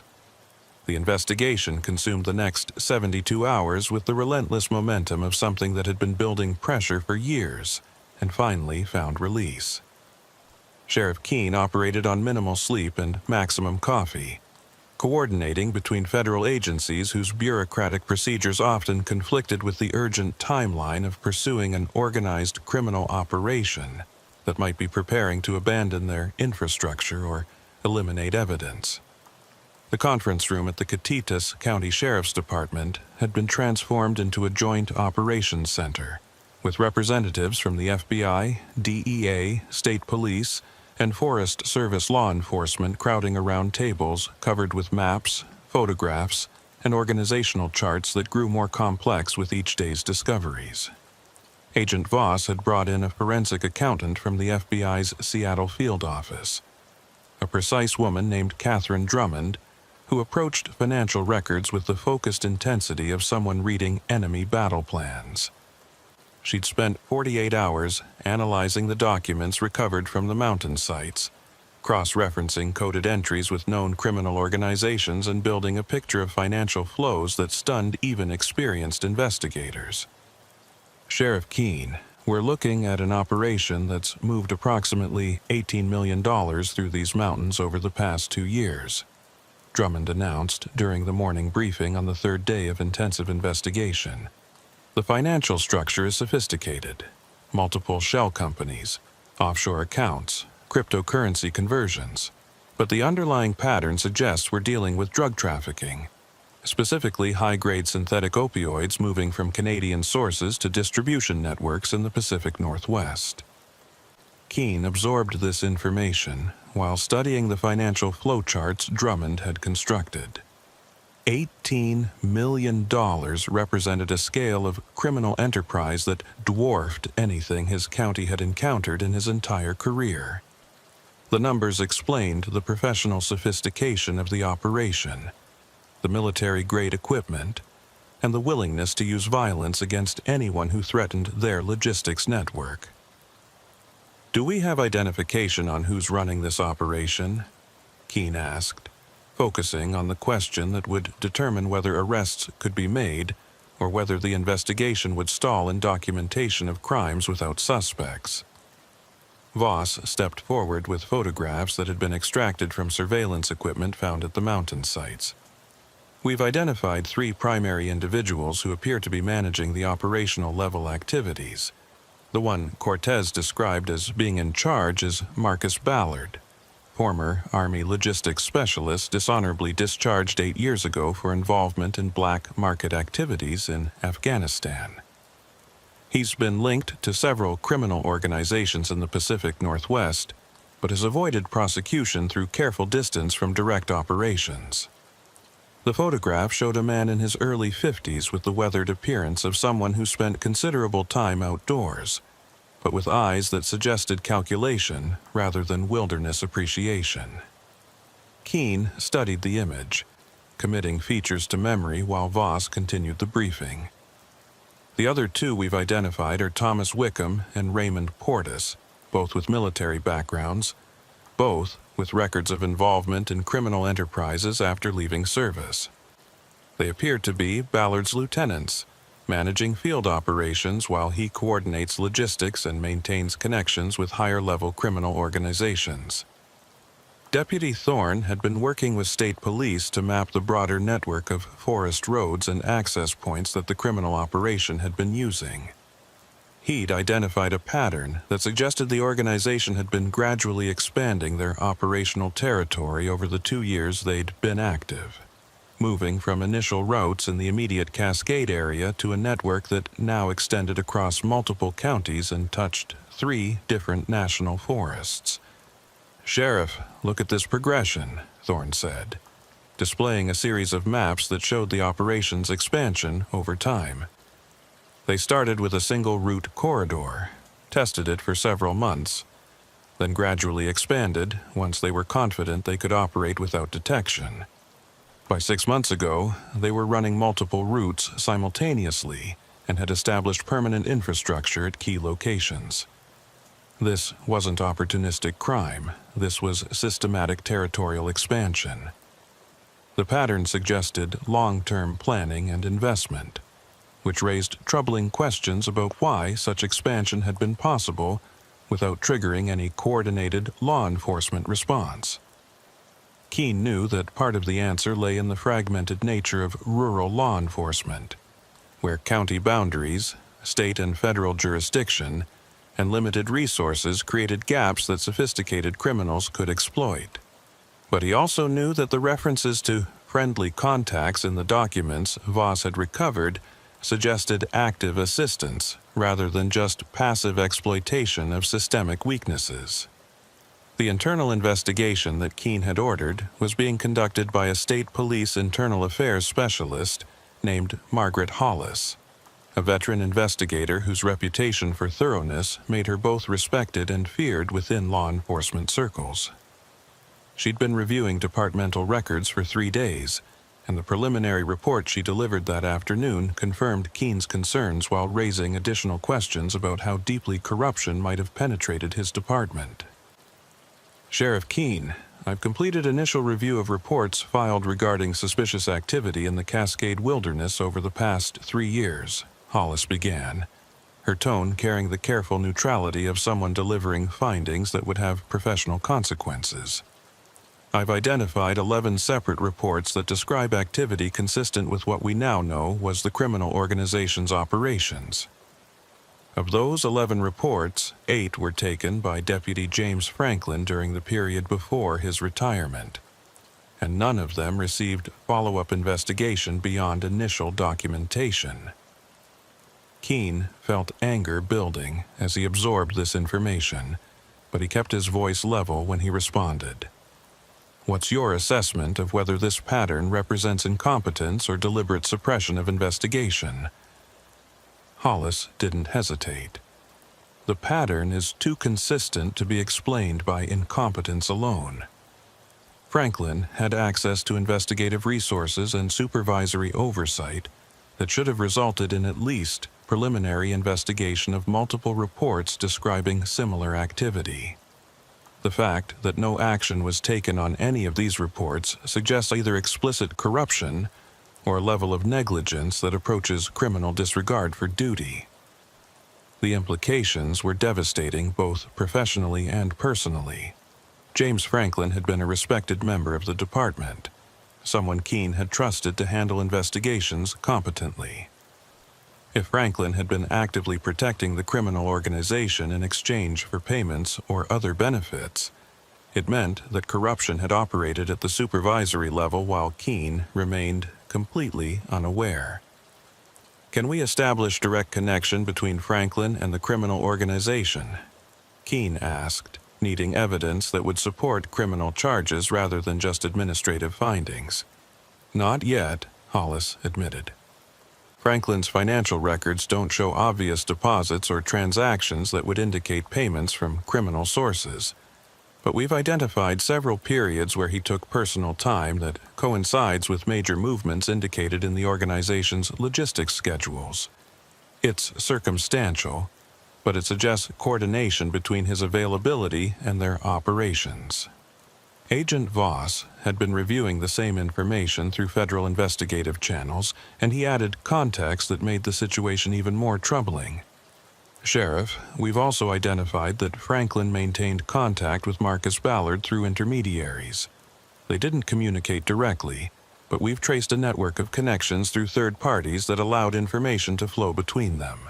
This level of operational security suggests both parties knew they needed to avoid leaving direct evidence of collaboration.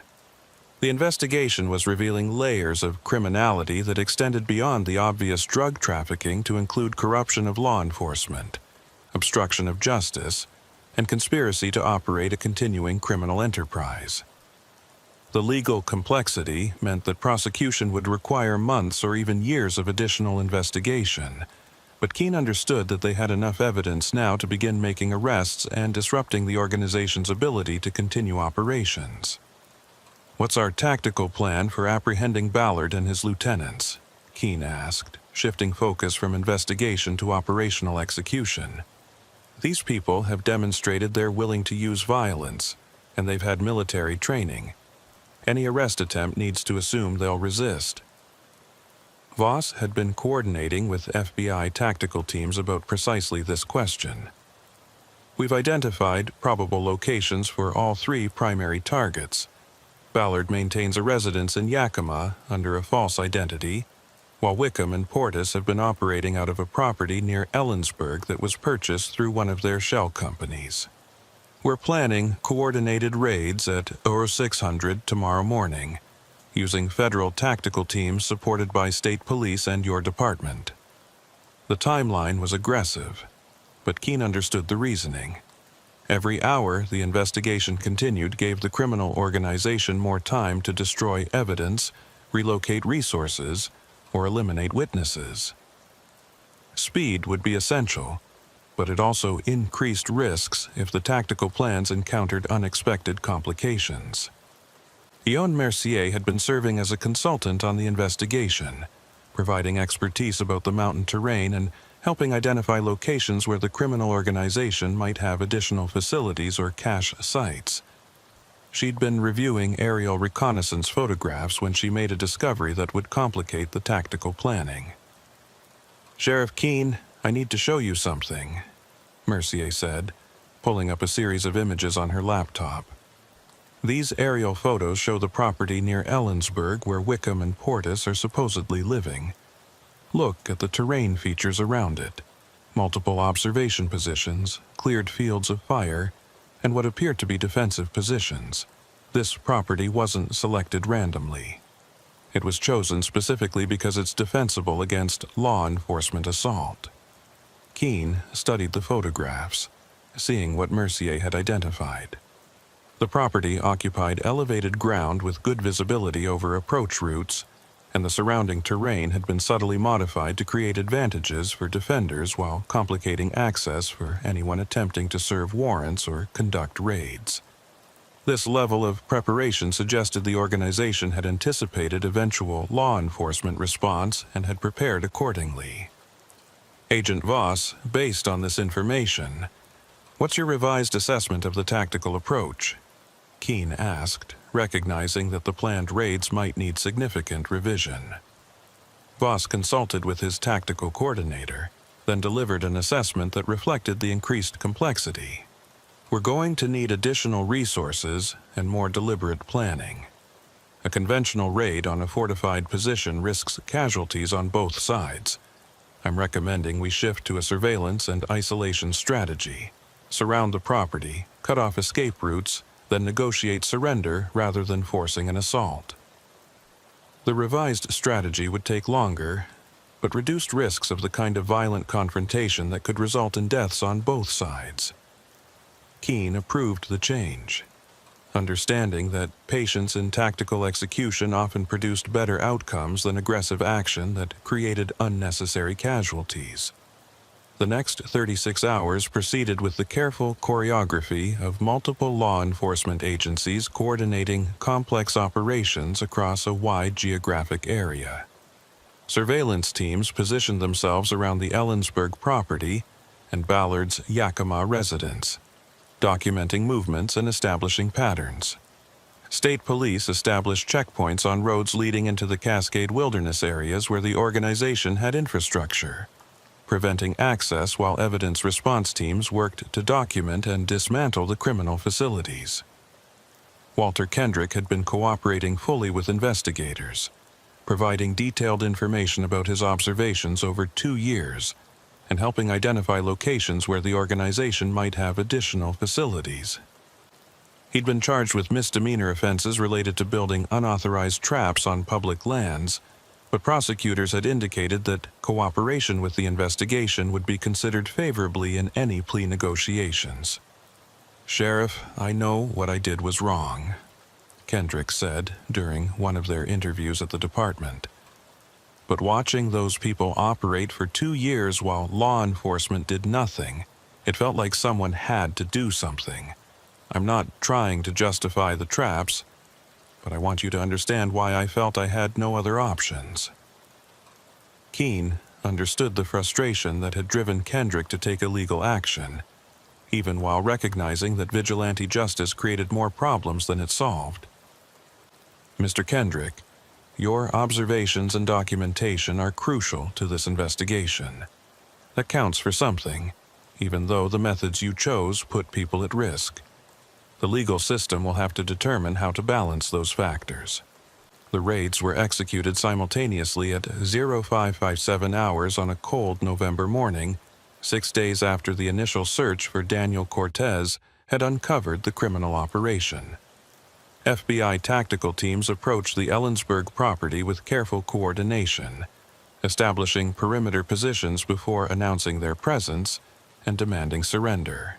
The operation proceeded with tense professionalism, each phase executed according to carefully rehearsed plans, while negotiators maintained communication with the occupants.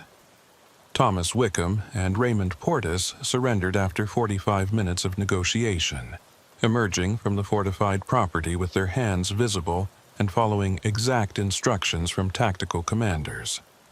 Both men were experienced enough to recognize when resistance would be futile and professional enough to understand that cooperation at this stage might provide advantages in eventual legal proceedings.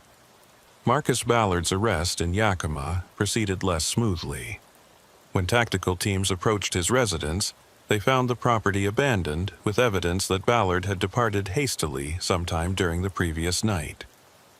The discovery suggested that despite operational security measures, information about the planned raids had reached the organization through sources that investigators hadn't identified. The leak meant that Ballard was now a fugitive with resources and connections that could allow him to remain free indefinitely. We've got 2 out of 3, but Ballard is the key to prosecuting the higher-level connections, Agent Voss told Keene during the post-operation briefing.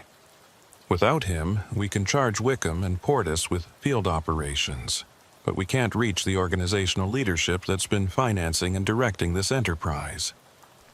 The investigation continued with renewed urgency to locate Ballard before he could leave the region or destroy additional evidence. Financial monitoring detected activity on accounts associated with his known aliases, suggesting he was liquidating resources in preparation for extended flight. Border authorities were notified. Airports and transit hubs received bulletins, and a federal warrant was issued charging Ballard with conspiracy to distribute controlled substances and corruption of public officials. Deputy Thorne had been analyzing the timeline of Ballard's flight, trying to determine how he'd been warned about the impending raids. Sheriff, the property shows signs of departure approximately 8 hours before the tactical teams moved in.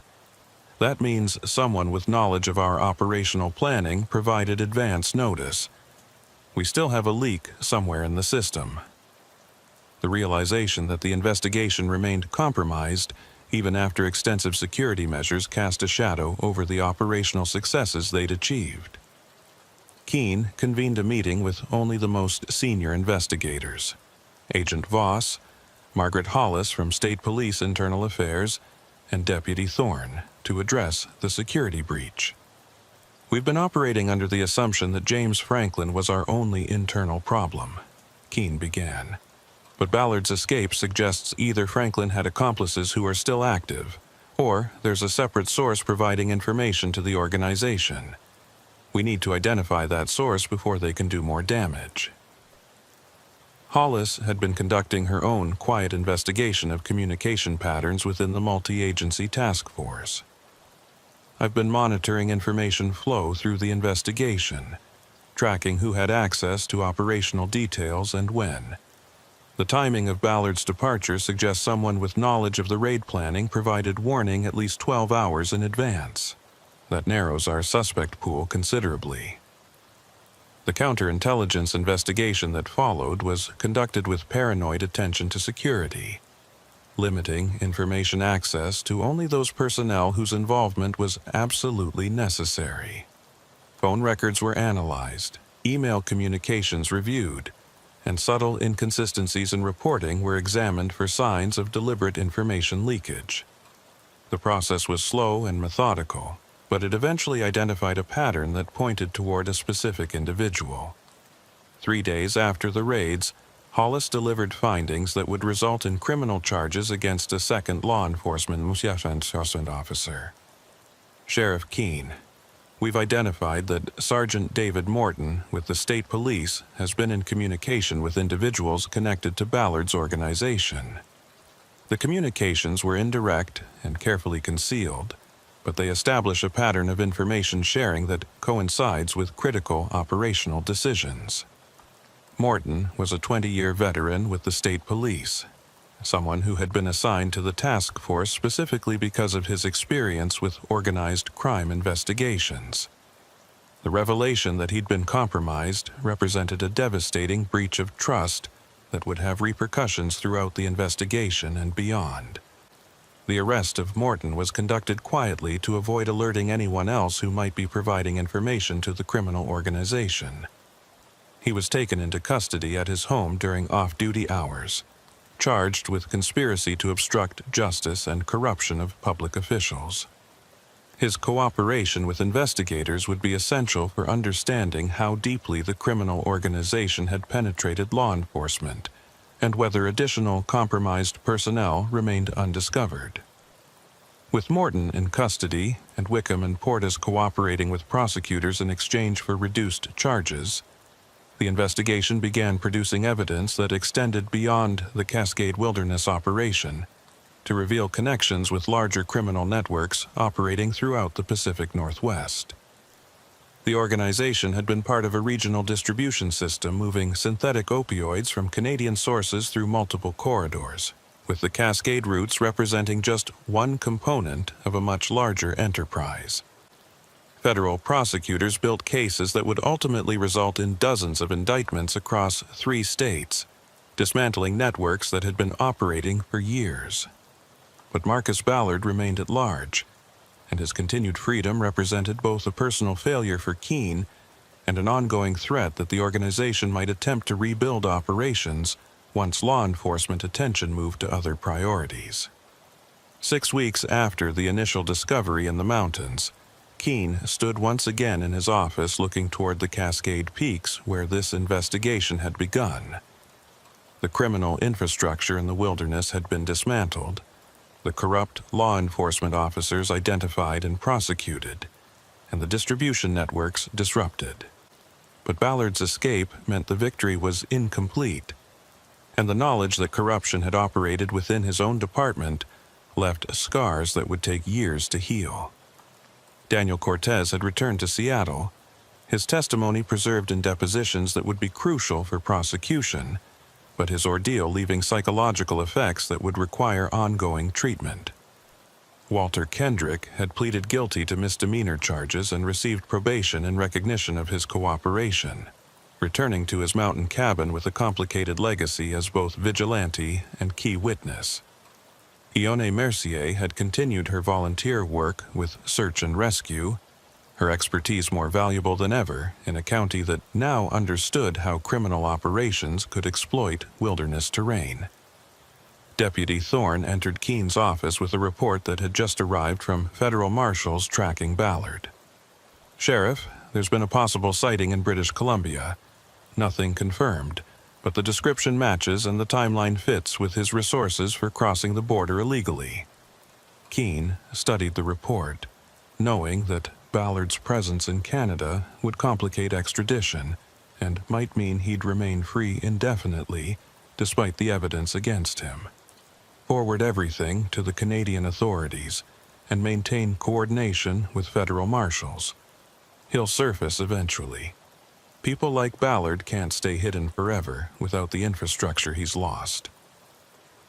As evening approached and the office emptied of personnel ending their shifts, Keene remained at his desk reviewing files that documented everything learned during 6 weeks of intensive investigation. The operation had exposed vulnerabilities in rural law enforcement that criminals had exploited with devastating effectiveness. It had revealed corruption that had operated undetected, while good officers assumed their colleagues shared their commitment to the law. And it had demonstrated that wilderness areas, which seemed empty and peaceful to casual observers, could conceal criminal enterprises operating with sophistication that matched any urban organization.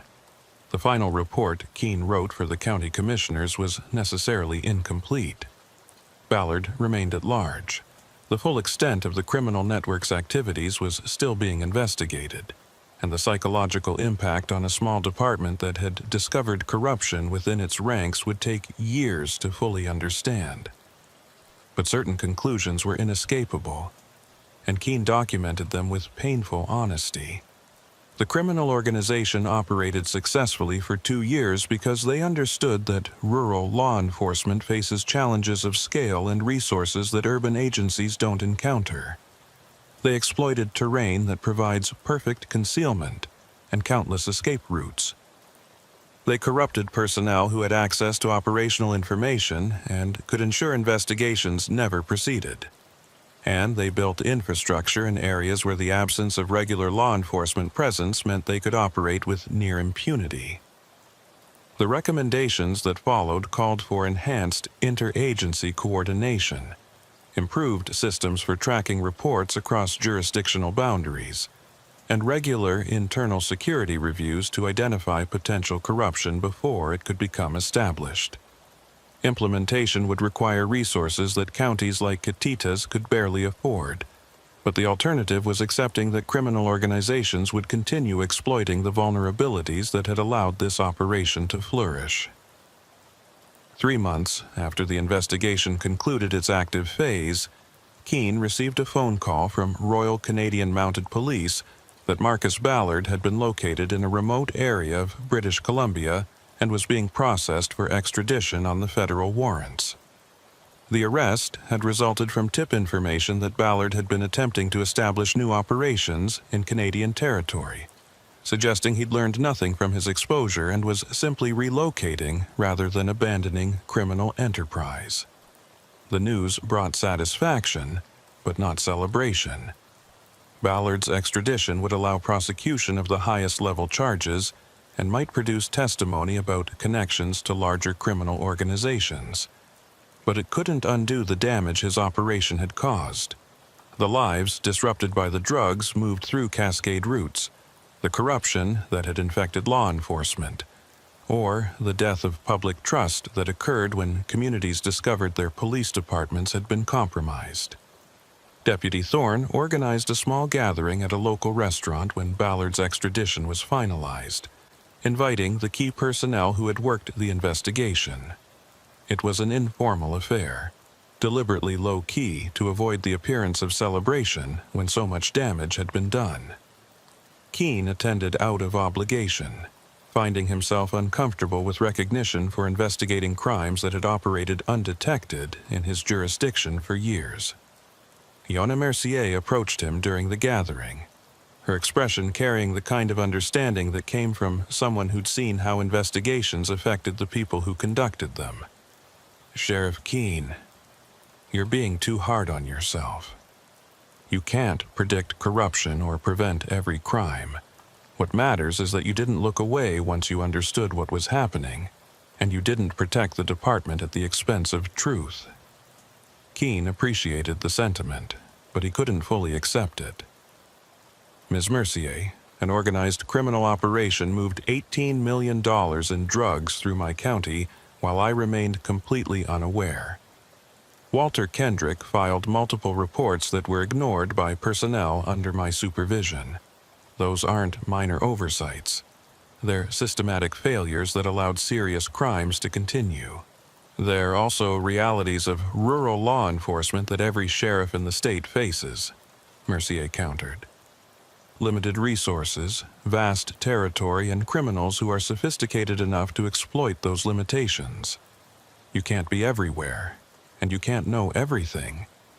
What you can do is respond effectively when crimes are discovered, which is exactly what you did.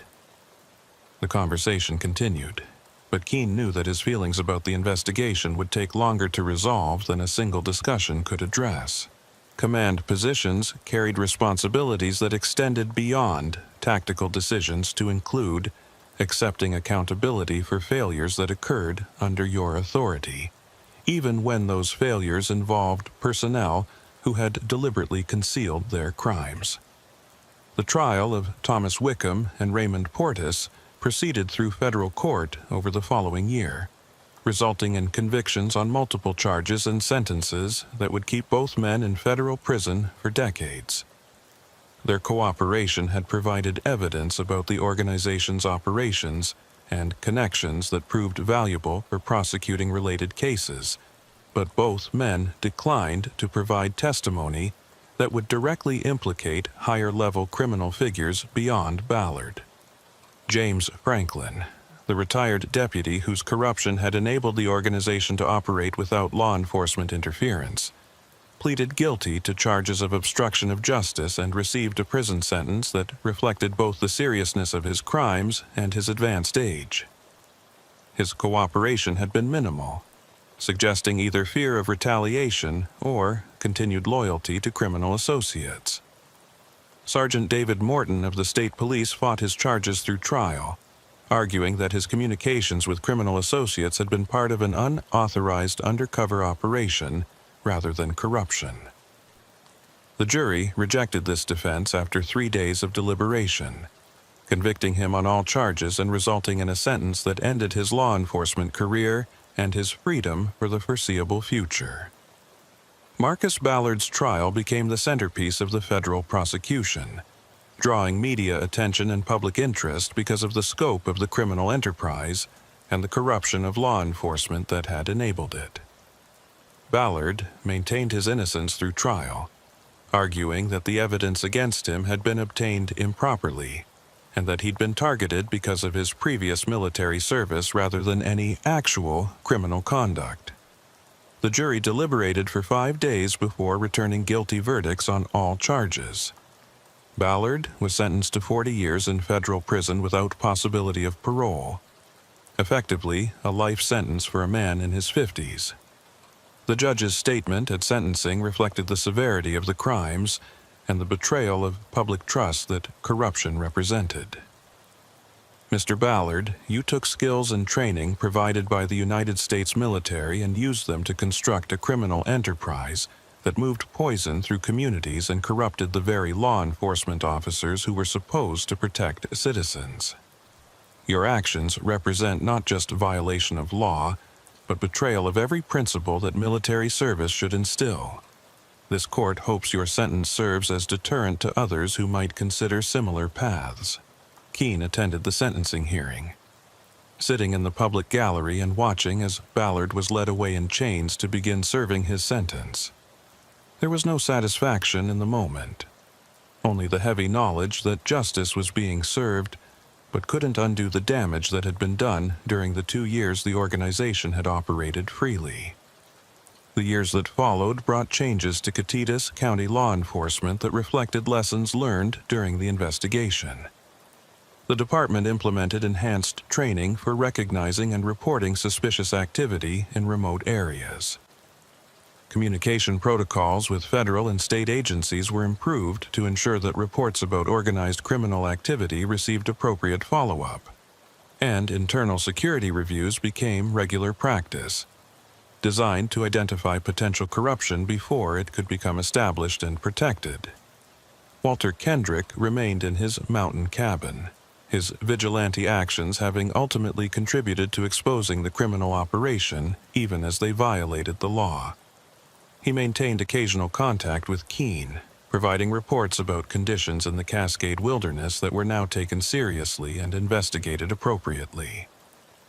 The traps he'd built had been completely removed, and the areas where they'd been positioned were regularly monitored to prevent anyone else from creating similar hazards. Daniel Cortez never returned to solo hiking in the Cascades, his experience having permanently altered his relationship with wilderness areas that had once seemed safe and peaceful. He testified at multiple trials, his accounts of being held captive providing crucial evidence about the organization's methods and the threats they'd made against anyone who interfered with their operations. Yone Mercier continued her search and rescue work, training new volunteers and sharing expertise that had proven valuable during one of the most complex operations the county had ever conducted. She'd been offered positions with professional search and rescue organizations, but she preferred the volunteer role that allowed her to maintain independence while contributing to her community's safety.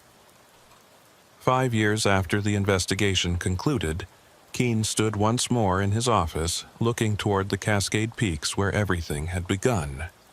The mountains appeared unchanged, their snow-covered peaks as beautiful and indifferent as they had been before criminal operations had tainted their wilderness with organized crime. But Keene knew that the appearance of emptiness was deceptive.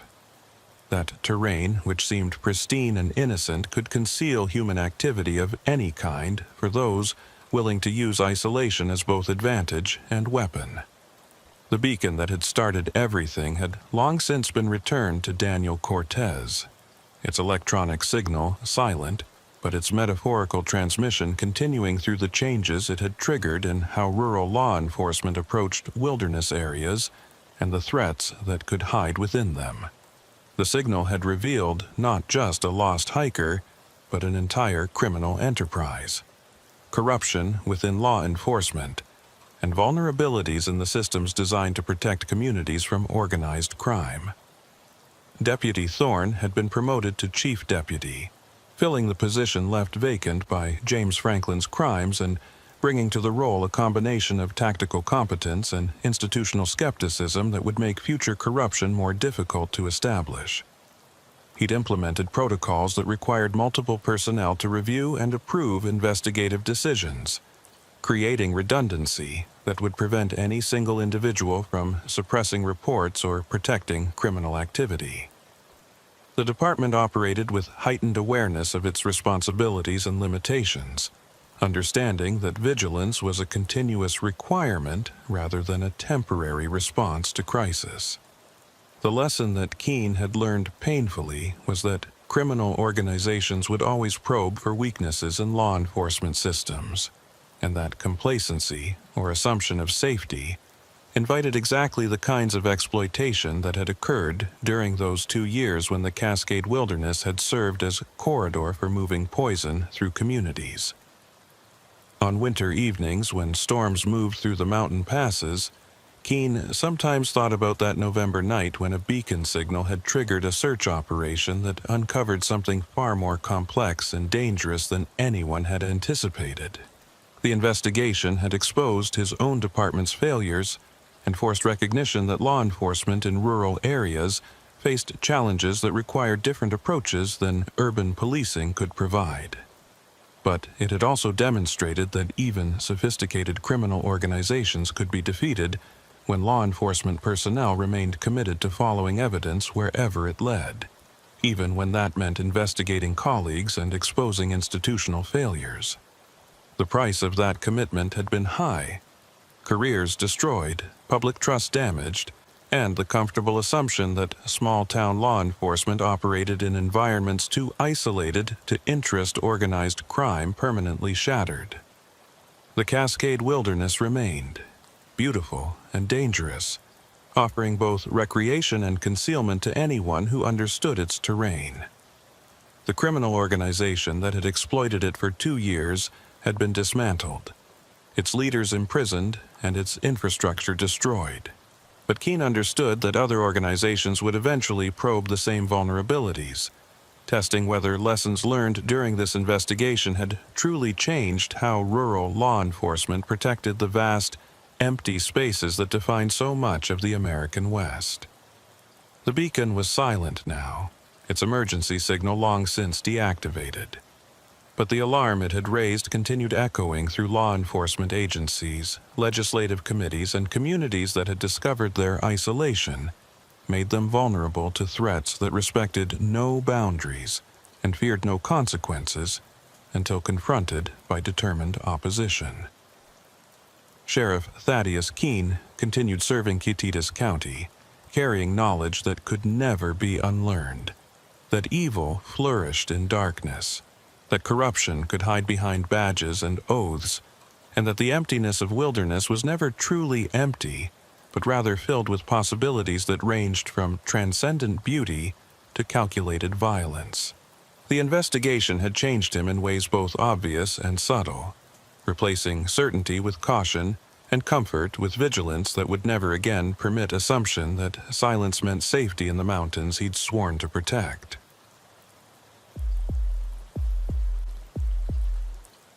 The storm came in from the Pacific with the kind of deliberate malice that made Sheriff Ephraim Calder respect the ocean more than he feared any criminal he'd encountered in 26 years of law enforcement. He stood on the dock at Port Defiance watching the harbor churn into gray chaos while the wind drove rain horizontally across the waterfront, thinking about the call that had come in 40 minutes earlier and what it might mean for the small coastal community he'd sworn to protect.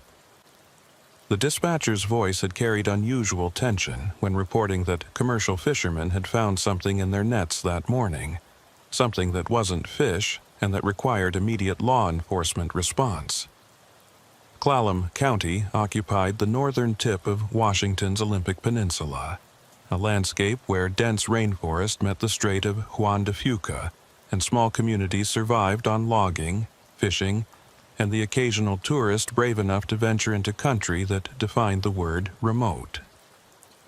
Port Defiance was the county's primary fishing harbor, a collection of weathered docks and processing facilities where boats unloaded catches that fed markets as far away as Seattle and Portland. Calder had grown up in this town, watching his father work these same docks as a Marine deputy before him, and he understood that the harbor's rhythms and routines were as predictable as the tides themselves. When something disrupted those patterns, it usually meant trouble that extended beyond simple accidents or mechanical failures. Sergeant Boaz Whitcomb was waiting at the harbor master's office, his rain gear dripping puddles onto the worn linoleum floor as he reviewed notes from his initial response to the fisherman's report. Whitcomb ran the county's small marine unit, 3 patrol boats, and a handful of deputies who enforced maritime law across hundreds of square miles of coastal waters.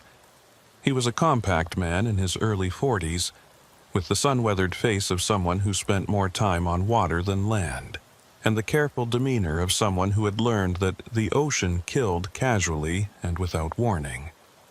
"Sheriff Calder, the fishing vessel Pacific Dawn brought something up in their nets about 6 miles northwest of here," Whitcomb began without preamble, his voice carrying the flat affect of someone delivering information he wished he didn't have to share.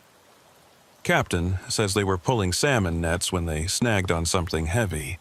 When they hauled it aboard, they found industrial containers, waterproofed, and weighted to stay on the bottom. They opened one container before calling us, and Sheriff, what's inside isn't legal cargo." Calder felt his investigative instincts activate. The mental shift from routine patrol work to something that would require resources and attention beyond normal operations. "What kind of containers are we talking about? Size, construction, markings?" Whitcomb consulted his notes, reading details that suggested careful planning rather than improvised smuggling. "Cylindrical containers, approximately 4 feet long by 18 inches diameter, constructed from heavy-gauge PVC with waterproof seals. No external markings, but they're weighted with concrete to keep them neutrally buoyant at depth. The one they opened contained plastic-wrapped packages of what appears to be methamphetamine, pharmaceutical grade, probably 50 pounds worth." The implications expanded in Calder's mind like ripples from a stone thrown into still water. 50 pounds of methamphetamine represented street value in the hundreds of thousands, possibly millions, depending on purity and distribution networks. But more concerning than the drugs themselves was the sophistication of the concealment method. Underwater caches positioned to avoid detection while remaining accessible to people who knew their location suggested organized criminal activity, with resources and planning capabilities that went far beyond typical rural drug trafficking.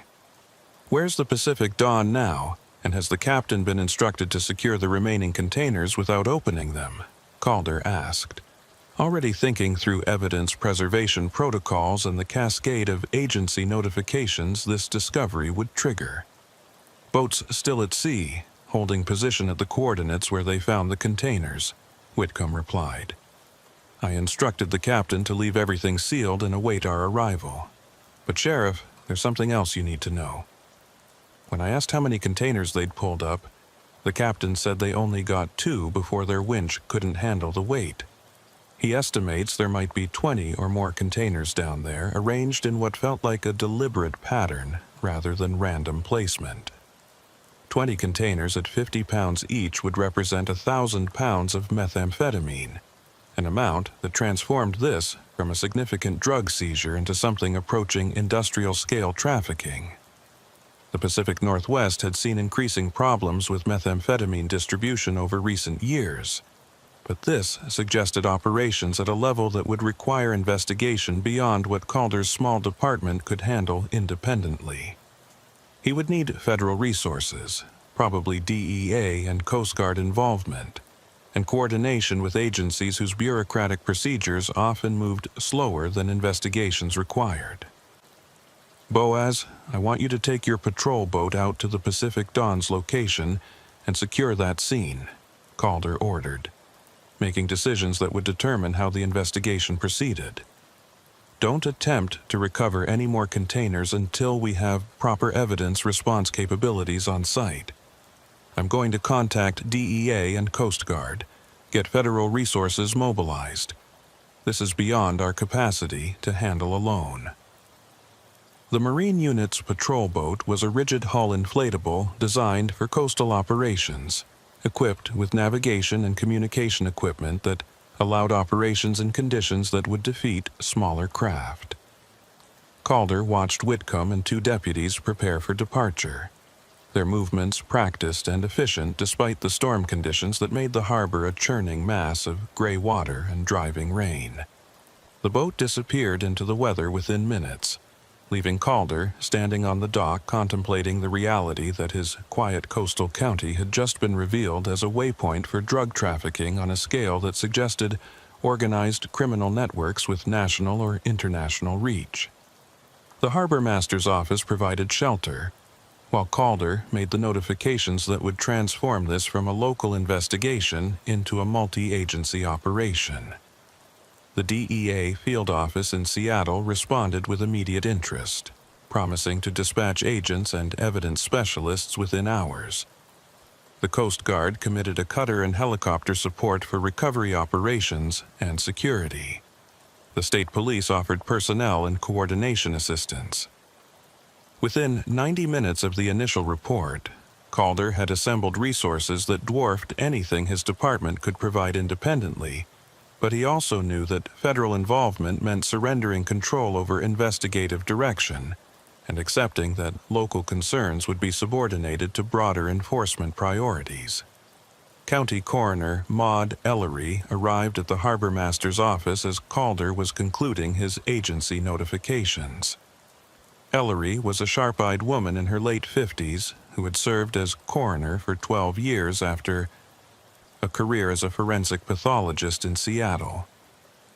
She'd returned to the Olympic Peninsula after her husband's death, seeking the slower pace of rural medicine, but bringing with her expertise that proved invaluable during the occasional cases that required sophisticated forensic analysis. "Sheriff Calder, I heard radio traffic about a significant drug seizure at sea," Ellery said, shaking rain from her jacket as she entered the office. "I came down because experience suggests that where you find large-scale drug operations, you often find bodies. Has anyone checked whether those containers might hold more than just contraband?" The question was valid and unsettling. Drug trafficking organizations were known to eliminate witnesses, dispose of rivals, and create examples that discouraged interference with their operations. If the underwater cache had been used for more than just drug storage, there might be human remains among the containers that fishermen had discovered. Calder hadn't considered this possibility, but Ellery's forensic background made her suggestion worth investigating. "The fishermen only opened one container, and it held packaged drugs," Calder replied. "But you're right that we should check the others before assuming they're all contraband. I'll make sure the evidence recovery team examines every container carefully." The afternoon progressed with the organized chaos of multiple agencies converging on a small harbor that wasn't designed to accommodate the volume of official activity suddenly focused on its facilities. DEA agents arrived in government vehicles, bringing equipment and expertise for evidence documentation. Coast Guard personnel established command presence and began coordinating maritime security. State police set up perimeter control and began the background investigation that would eventually identify who was operating the underwater cache and how long it had been in place. Calder found himself managing interfaces between agencies whose jurisdictional concerns and bureaucratic requirements often conflicted with the practical need to secure evidence and develop investigative leads. Federal agents wanted immediate control over all evidence and investigation, while his responsibility as county sheriff required maintaining local law enforcement presence and protecting community interests. The negotiation of these competing priorities consumed hours that could have been spent on actual investigative work, but Calder understood that interagency cooperation required patience with processes that seemed inefficient but ultimately produced better outcomes than territorial conflicts. By evening, the weather had deteriorated further, forcing suspension of recovery operations until conditions improved. The Pacific Dawn had been escorted back to harbor with the 2 containers they'd already recovered, both now secured as evidence under federal custody. Whitcomb's patrol boat returned with documentation of the underwater cache site, including sonar images that confirmed at least 18 additional containers arranged in a grid pattern on the seafloor, approximately 60 feet below the surface. The DEA lead agent, a career narcotics investigator named Patricia Voss, reviewed the sonar images with the intensity of someone who understood that the cache represented not just seized drugs, but intelligence about organizational methods and capabilities that could inform investigations across multiple jurisdictions. She'd worked drug cases throughout the Pacific Northwest for 15 years, and her experience made her assessment of the situation particularly sobering. Sheriff Calder, this cache setup represents sophisticated maritime operations, Voss explained, as they studied the sonar imagery in the harbor master's office. The positioning, the weighting, the waterproofing, this wasn't improvised by casual smugglers. We're looking at people with maritime expertise, probably former military or commercial diving backgrounds, who've established infrastructure for regular operations. Calder absorbed this assessment while studying the cache pattern on the sonar images. How long do you estimate this cache has been operational? Voss considered the question carefully before responding. The containers show marine growth consistent with several months of submersion, but the arrangement suggests this is an active site rather than abandoned material. My working theory is that this cache serves as a transfer point. Product is deposited by one group and retrieved by another, minimizing direct contact between transportation and distribution elements of the organization. The operational sophistication suggested criminal networks with resources and planning capabilities that went far beyond what Calder had encountered during his career in rural law enforcement. Drug trafficking had always been present in coastal communities, but typically at the retail level involving small quantities and local dealers. This cache represented wholesale operations that implied connections to production facilities, transportation networks, and distribution systems spanning hundreds or thousands of miles. Agent Voss, what's your assessment of how we should proceed with this investigation?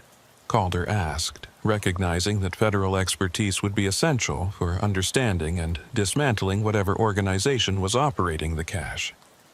Voss's response reflected years of experience investigating complex drug trafficking operations. We need to approach this carefully. The organization operating this cache doesn't know yet that it's been discovered. The fishermen found it accidentally while working legitimate grounds. If we conduct obvious recovery operations and broadcast that we've seized their product, they'll abandon this infrastructure and establish new transfer points elsewhere. But if we can surveil the site and wait for them to attempt a pickup or deposit, we might identify the people involved and develop leads that could dismantle the entire network. The surveillance strategy made tactical sense, but it also meant delaying seizure of 1,000 pounds of methamphetamine while waiting for criminals to reveal themselves.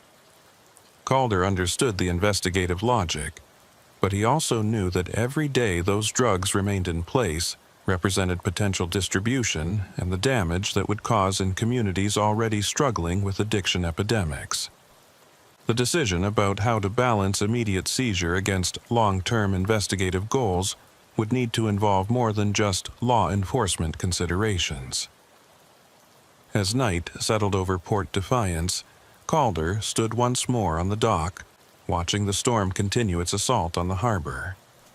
Somewhere beneath those churning waters sat evidence of criminal operations that had been using his county's coastal waters as infrastructure for trafficking drugs throughout the region.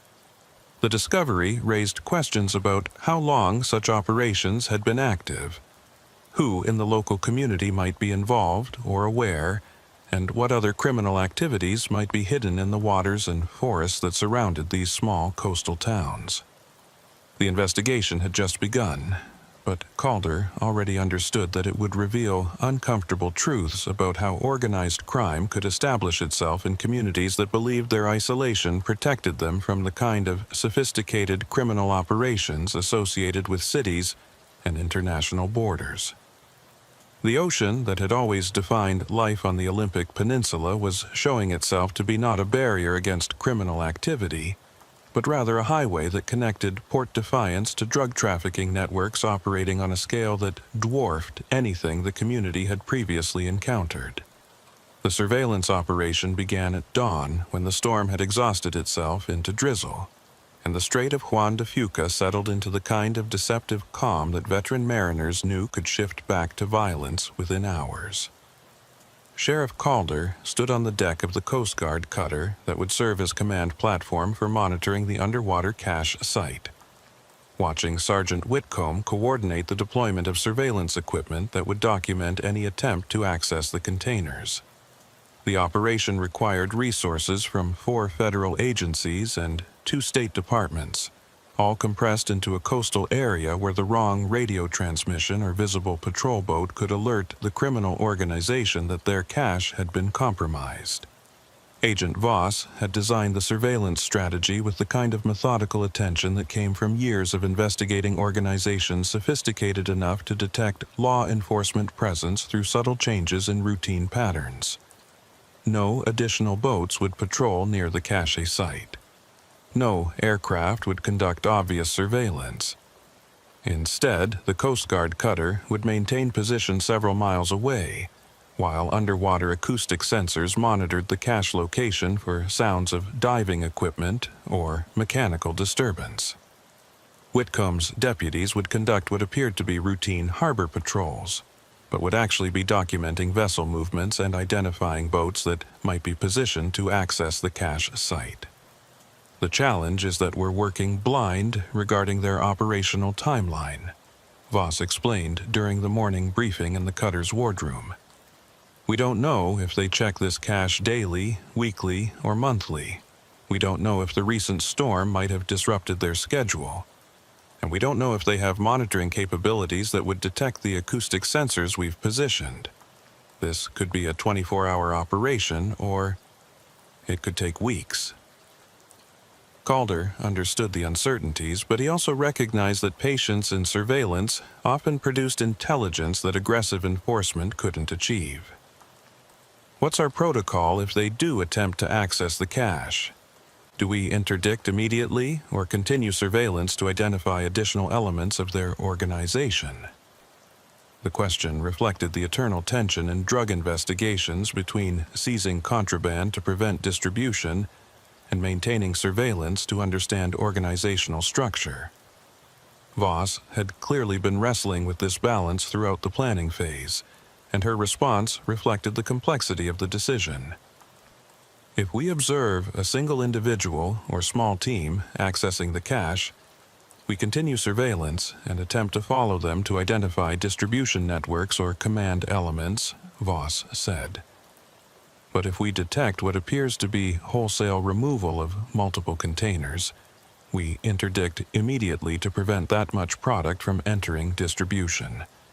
The acoustic sensors will give us real-time notification of any activity at the cache site, which should provide enough warning to make tactical decisions based on what we observe. The briefing continued with technical details about communication protocols, vessel positioning, and contingency plans for various scenarios the surveillance might encounter. Calder found himself impressed by the sophistication of federal resources being deployed, but also increasingly aware that his role was shifting from active investigator to liaison between federal operations and local community concerns. The transformation was inevitable, given the scale of the investigation, but it left him feeling marginalized in a case that was happening in his jurisdiction and would ultimately affect his community most directly. Maud Ellery had requested permission to examine the 2 containers that had already been recovered, arguing that her forensic expertise might reveal details about their construction and handling that could provide investigative leads. Calder had supported this request despite federal reluctance to allow local involvement in evidence analysis, recognizing that Ellery's background brought capabilities that might not be replicated in federal laboratories focused primarily on drug chemistry rather than forensic reconstruction. The examination took place in a secure warehouse that the Coast Guard had commandeered for evidence processing. Ellery worked with methodical precision, documenting every aspect of the container's construction and contents, while DEA chemists analyzed the methamphetamine samples for purity and chemical signatures that might identify production facilities. Calder observed the examination, learning details that painted an increasingly sophisticated picture of the criminal organization's capabilities. "Sheriff, look at the welds on these containers," Ellery said, pointing to the seams where the PVC cylinders had been sealed. "This is professional fabrication work, not improvised construction. Whoever built these has metalworking expertise and access to industrial equipment. The waterproofing system uses marine-grade sealants that are expensive and specialized. These containers were designed by people who understand underwater operations and have resources to implement professional solutions." The DEA chemist, a woman named Sandra Kovich, had completed preliminary analysis of the methamphetamine, and her findings added another dimension to understanding the organization's operations. "Sheriff Calder, this methamphetamine is exceptionally pure, probably 95% or better. That level of purity suggests industrial production facilities rather than improvised labs. The chemical signature indicates production methods consistent with Mexican cartel operations, which means we're likely looking at product that's traveled through established distribution networks from source countries. The combination of professional container fabrication and cartel-grade methamphetamine suggested organizational connections that extended far beyond the Pacific Northwest. What had appeared to be a regional trafficking operation was revealing itself as a node in networks that might stretch from Mexico through the United States and potentially into Canada. The implications for investigation and prosecution were staggering, requiring coordination across international borders and multiple federal agencies with sometimes conflicting priorities and jurisdictional authorities. Calder spent the afternoon reviewing background information on Port Defiance's maritime community, looking for individuals or businesses that might have the capabilities and connections to operate the underwater cache. The fishing industry employed dozens of boats and hundreds of workers, many with diving experience and intimate knowledge of coastal waters. The waterfront included marine fabrication shops that could produce the specialized containers, welding services that could seal them properly, and transport companies that moved cargo along the coast with minimal oversight. What troubled Calder most was the realization that operating the cache would require not just technical capabilities but also local knowledge about tides, currents, and seasonal patterns that affected underwater conditions. Someone from the community, or someone who had spent considerable time learning the area's maritime characteristics, had to be involved in positioning and maintaining the cache. The investigation would eventually require examining people Calder had known for years, questioning their activities and associations in ways that would damage relationships and trust, regardless of whether evidence of wrongdoing emerged. Sergeant Whitcomb returned from harbor patrols that evening with information that confirmed Calder's concerns about local involvement. "Sheriff, I've been documenting vessel movements and talking to captains about their recent activities. 3 separate boats have mentioned noticing unusual dive operations in the general area where the cache was found. They described seeing a commercial dive vessel working at night, which struck them as odd since most legitimate dive operations occurred during daylight for safety reasons. The vessel was professional-looking, dive flags properly displayed, but nobody recognized the boat or knew what company it belonged to." The description of nighttime dive operations near the cache site was precisely the kind of intelligence that could break an investigation open if properly pursued. "Did anyone get identification numbers or take photographs of this dive vessel?" Calder asked. One captain took a cell phone photo because he thought it was unusual, Whitcomb replied, pulling out his phone to display the image. The vessel appears to be a converted fishing boat, maybe 40 feet, with professional dive equipment visible on deck. But Sheriff, look at this. No identification numbers visible on the hull, and the registration numbers that should be displayed on the bow appear to have been covered or removed. The photograph showed exactly what Whitcomb had described. A professional dive operation conducted by people who didn't want to be identified or tracked through normal vessel registration systems. Calder felt the investigation focusing as details accumulated that would eventually identify the individuals operating the cache. The challenge would be connecting observed activities to specific people quickly enough to prevent the organization from detecting surveillance and abandoning their infrastructure. Agent Voss reviewed the photograph and vessel description with immediate interest, recognizing its potential value for the investigation. This is exactly the kind of operational intelligence we need. If we can identify this dive vessel and determine where it operates from, we can establish surveillance on their base of operations and potentially identify the entire local cell of the organization. Sheriff, I need your Marine unit to quietly canvass the waterfront and nearby harbors, see if anyone recognizes this vessel or knows where it might be berthed. The canvass of waterfront businesses and harbors began immediately, with Whitcomb and his deputies conducting what appeared to be routine liaison contacts, while actually showing the photograph and gathering intelligence about unusual dive operations. The search expanded beyond Port Defiance to include smaller harbors and private marinas along the coast, anywhere that a 40-foot vessel might dock without attracting official attention. The breakthrough came from an unexpected source. An elderly harbor worker at a small private marina 15 miles south of Port Defiance recognized the vessel in the photograph as one that had been using their facilities irregularly for the past 6 months. The boat arrived without notice, stayed for a day or two, then departed without interaction with other marina users. The owner paid cash in advance for moorage and declined offers of services or maintenance assistance. The marina had registration information showing the vessel belonged to a company called Olympic Marine Services, with a mailing address that Calder's subsequent investigation revealed was a mail drop facility in Seattle. This is the pattern we see with criminal front companies, Voss explained when reviewing the registration information. Minimal documentation, cash transactions, deliberately vague business descriptions that could cover any type of maritime activity. Olympic Marine Services probably exists only on paper to provide cover for this dive vessel's operations. The surveillance team began monitoring the private marina where the dive vessel was berthed, documenting activity and preparing to track the boat if it attempted to access the underwater cache. The operation was complicated by the marina's remote location and the limited law enforcement presence that could be maintained without alerting anyone who might be watching for surveillance.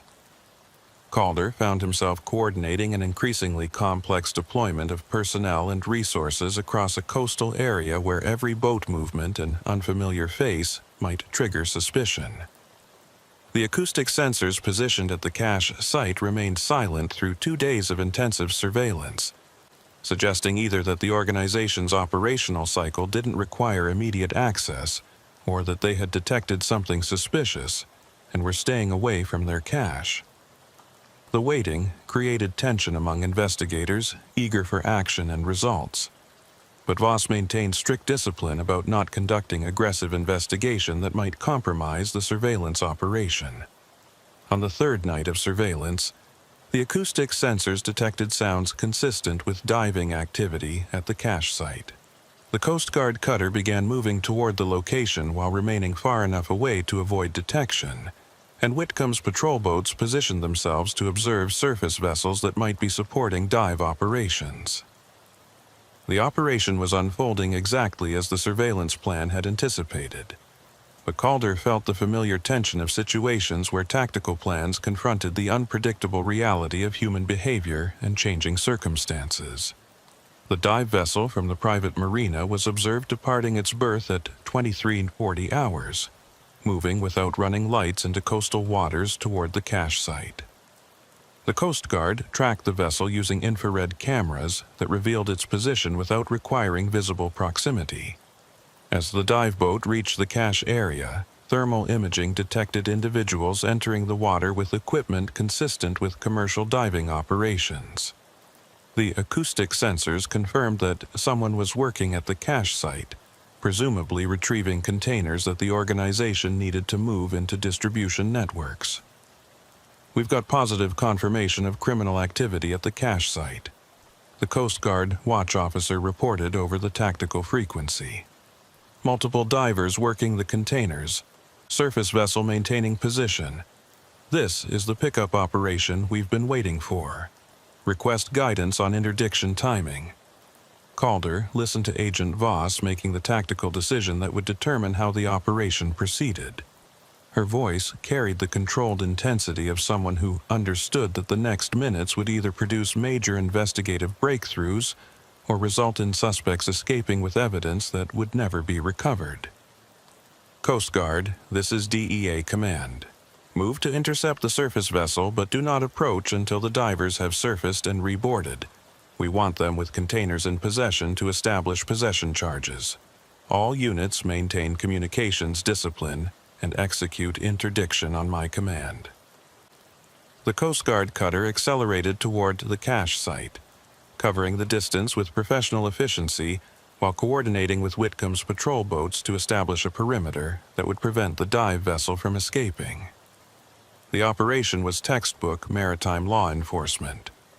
But Calder understood that everything depended on timing the interdiction precisely to catch the suspects with evidence while preventing them from jettisoning containers or escaping in ways that would complicate prosecution. The dive vessel was attempting to depart the area when Coast Guard spotlights suddenly illuminated it, transforming night into brilliant daylight and announcing law enforcement presence in a way that left no doubt about what was happening. The vessel initially attempted to run, but the Coast Guard cutter's superior speed and maneuverability made escape impossible.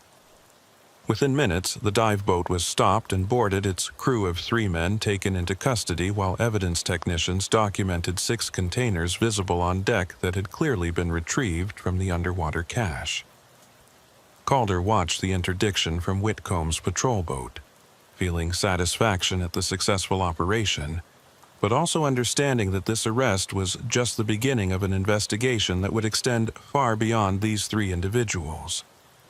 The real question was whether any of them would cooperate with investigators to provide information about the organization's structure and leadership, or whether they would remain silent and force prosecutors to build cases based solely on physical evidence and surveillance documentation. The interrogation room at the Clallam County Sheriff's Department had been converted into a joint federal-local interview facility, with recording equipment that would document every conversation for eventual use in prosecutions that might span multiple jurisdictions. Sheriff Calder sat beside Agent Voss as they prepared to interview the first of the 3 men arrested during the cache interdiction, reviewing background information that painted an increasingly troubling picture of how deeply criminal operations had penetrated the local maritime community. The arrested men were Kenneth Marsh, Thomas Pryor, and Dale Hutchins, all commercial divers with legitimate backgrounds in underwater construction and salvage operations, who had apparently decided that criminal enterprises offered better compensation than honest work. Marsh was 43 years old, a veteran of offshore oil platform work who had returned to the Pacific Northwest 5 years earlier and established himself as an independent contractor for marine construction projects. His background check revealed no criminal record beyond minor traffic violations, making him exactly the type of person who could operate in legitimate maritime circles without attracting suspicion. He sat across the interview table with the calm demeanor of someone who had decided that cooperation might serve his interests better than silence, though Calder remained skeptical about how much information Marsh would actually provide. "Mr. Marsh, you've been advised of your rights and you've indicated willingness to speak with us without an attorney present," Agent Voss began, following protocols that would protect the admissibility of any statements Marsh made. "We want to understand your involvement with the underwater cache that was discovered off Port Defiance and the organization that's been using it for drug trafficking. Start by telling us how you became involved in this operation." Marsh leaned back in his chair, making a visible calculation about how much to reveal and what advantages cooperation might provide. "I was approached about 8 months ago by someone who needed professional diving services for what he described as salvage work. The money was excellent. $5,000 per dive to position or retrieve containers at specific underwater locations. I didn't ask questions about what was in the containers because I didn't want to know. That kind of money for simple diving work, you understand it's not legitimate, but the work itself wasn't dangerous or complicated." "Who approached you with this offer?" Calder asked, needing identification of whoever had recruited Marsh into the criminal organization. "Man named Victor Salazar. He said he represented a marine salvage company that handled sensitive cargo for clients who valued discretion. Met him at a bar in Port Angeles, seemed professional, had documentation showing he was authorized to hire subcontractors. Sheriff, I know how this sounds, but at the time it seemed like a gray area rather than obviously criminal activity." Agent Voss pulled up a photograph database on her laptop, scrolling through images of known drug trafficking associates until she found the individual she was looking for. "Is this Victor Salazar?" she asked, turning the screen toward Marsh. Marsh studied the photograph for several seconds before nodding confirmation. "That's him, but the identification he showed me had a different name, Richard Salazar. Is he someone you've been investigating?" "Victor Salazar is a known associate of Mexican cartel operations in the Pacific Northwest," Voss explained. "He's been connected to multiple drug trafficking investigations but has avoided prosecution through careful distance from direct operations. If he recruited you, it means the organization has been specifically targeting people with diving expertise to support their underwater cache operations. How many times did you conduct dives for Salazar, and were the other 2 men arrested with you also working for him?" Marsh's cooperation was producing exactly the kind of intelligence that could transform a simple drug seizure into a comprehensive investigation of organizational structure and methods. "I did maybe 12 dives over 8 months, always at different locations along the coast.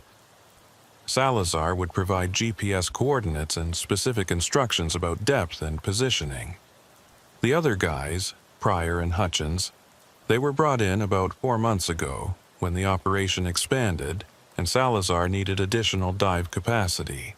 We never discussed what we were doing with each other, just showed up when called and did the work." "Did you ever meet anyone else from the organization besides Salazar?" Calder asked, trying to map the network of people involved in the operation. "There were people on the support vessel during dives, but we never got names or had conversations beyond operational coordination.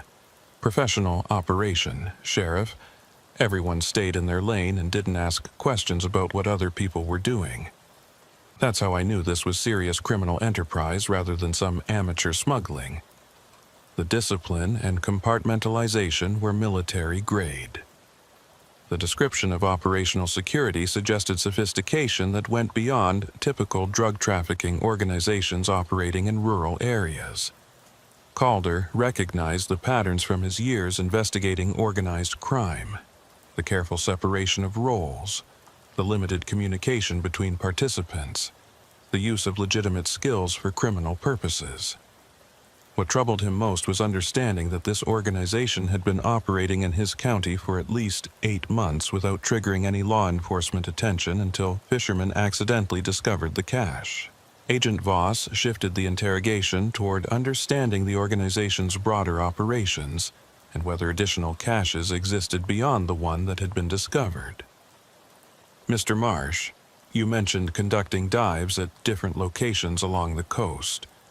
Were you positioning multiple caches or moving product between locations? Both, Marsh admitted, his willingness to cooperate apparently overcoming any remaining loyalty to the organization. Some dives were positioning new caches. Others were relocating containers from sites that Salazar said had become compromised or were no longer secure. He never explained what made a site compromised, just provided new coordinates and instructions. Based on the work I did, I'd estimate there are at least 5 or 6 active caches along the Washington coast, maybe more that other divers were handling. The revelation that multiple underwater caches existed transformed the investigation's scope from a single drug seizure to a systematic enforcement operation that would require coordinating resources across hundreds of miles of coastline. Calder felt the already complex case expanding beyond anything his department could handle independently, requiring sustained federal involvement and resources that might take months or years to fully deploy. "Can you provide locations for the other cache sites you worked on?" Voss asked, pulling up a nautical chart on her laptop. Marsh studied the chart, pointing to areas where he remembered conducting dive operations. "The coordinates were always provided electronically and I never wrote them down, but I remember general areas. There was one site near Nia Bay, another south of here near the Ho River mouth, and at least 2 others in areas that weren't close to any major towns or harbors.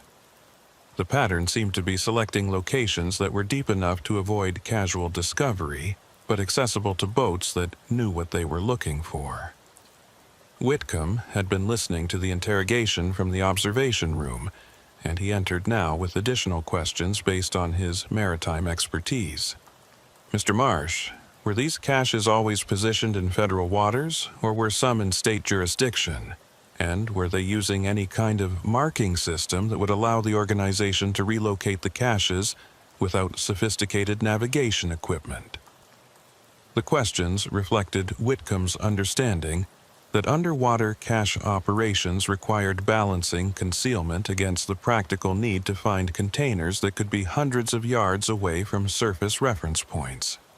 Marsh's answers would help investigators understand the technical methods the organization used and potentially identify ways to locate additional caches.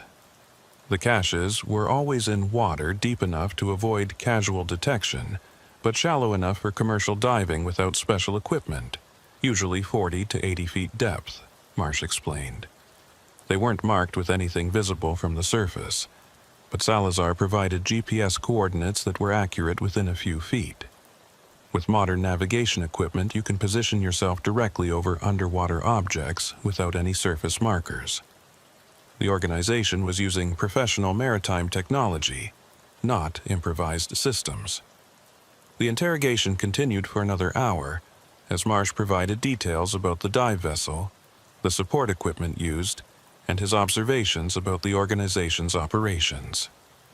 By the time Agent Voss concluded the interview, they had intelligence that would support search warrants, additional arrests, and expanded investigation into the network of people and businesses supporting the drug trafficking operation. The other 2 arrested divers, Pryor and Hutchins, proved less cooperative during their initial interrogations, both requesting attorneys before making any substantive statements. Their silence was frustrating but not unexpected, as experienced criminals often understood that cooperation carried risks from their organization that might exceed any benefits from law enforcement. Marsh's willingness to talk made him the exception rather than the rule, and Calder knew that building comprehensive cases would require developing evidence beyond witness testimony. Maud Ellery had been conducting detailed examination of the containers recovered during the interdiction, and she requested a meeting with Calder to share findings that added new dimensions to understanding the organization's capabilities.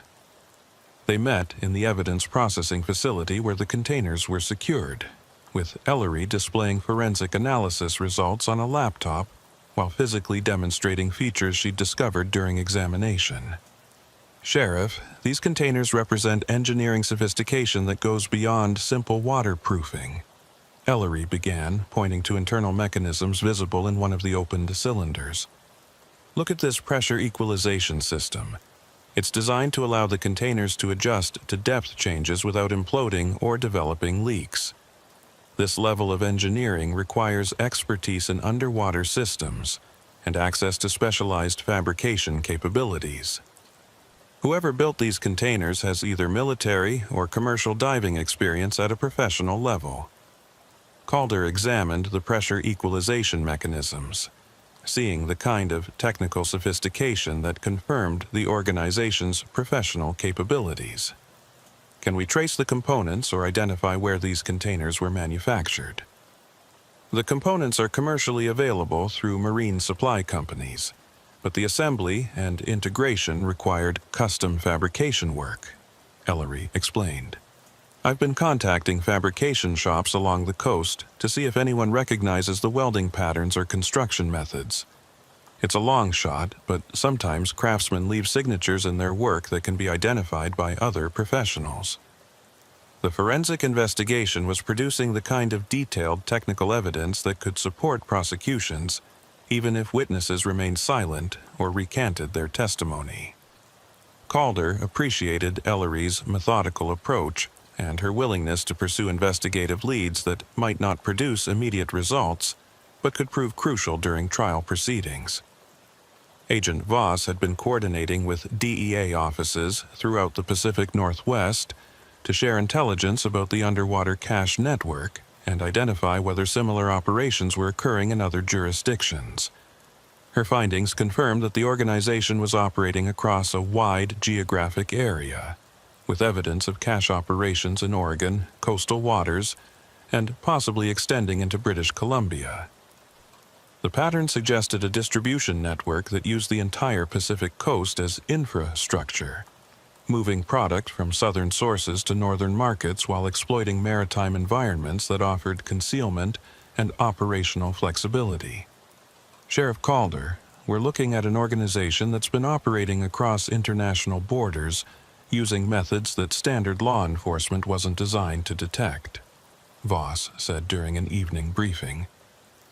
The underwater caches represent just one component of their operations. There are probably overland transportation routes, urban distribution networks, and financial systems that move the profits. Dismantling this organization will require sustained investigation over months or years, with coordination across multiple agencies and jurisdictions. The scope of what they were confronting was sobering, but Calder understood that the alternative to sustained investigation was accepting that criminal organizations would continue exploiting the vulnerabilities of coastal communities and maritime environments. What's our immediate priority for continuing this investigation? He asked. We need to locate and secure the other cache sites that Marsh identified, conduct surveillance to determine if anyone else from the organization attempts to access them, and execute search warrants on the businesses and properties connected to Victor Salazar, Voss replied. Those operations will generate additional evidence and hopefully identify higher-level members of the organization. But, Sheriff, I need to be honest with you. This investigation has revealed something about your local community that you need to address. Calder felt his attention sharpen, recognizing that Voss was preparing to deliver information that would be uncomfortable. What have you found? The organization has been operating in Port Defiance for at least 8 months, conducting regular maritime operations that required local knowledge and presumably local support, Voss said carefully. They couldn't maintain multiple cache sites and conduct dozens of dive operations without someone in the community being aware or providing assistance. That means there are probably additional people involved beyond the 3 divers we arrested: boat operators, dock workers, equipment suppliers. Sheriff, you need to prepare for the possibility that investigating this organization will require examining people who are part of your community's maritime industry. The implication was clear and deeply troubling. The investigation that had started with an accidental discovery by fishermen was revealing that criminal operations had established themselves within the fabric of Port Defiance's economy and social networks.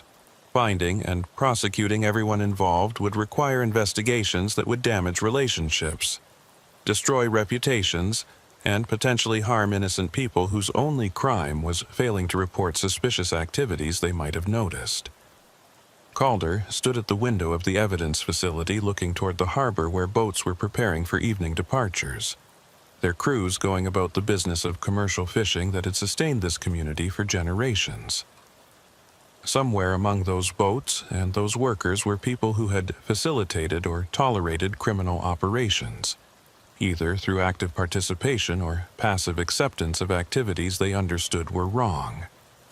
The investigation would eventually identify them, and the process would reveal uncomfortable truths about how organized crime could flourish when communities chose not to see what was happening in their midst. The search warrant execution on the warehouse facility connected to Olympic Marine Services took place at dawn 3 days after the initial arrests, coordinated between federal agents, state police, and Whitcomb's Marine deputies. Sheriff Calder stood outside the corrugated metal building on the outskirts of Port Defiance, watching tactical teams secure the perimeter while evidence technicians prepared to document whatever they found inside. The warehouse had been identified through financial records traced from the mail drop address in Seattle, revealing a paper trail that connected the dive vessel to a legitimate-appearing marine services company that existed primarily as cover for criminal operations. The interior of the warehouse revealed the sophisticated infrastructure that the organization had established to support their underwater cash network.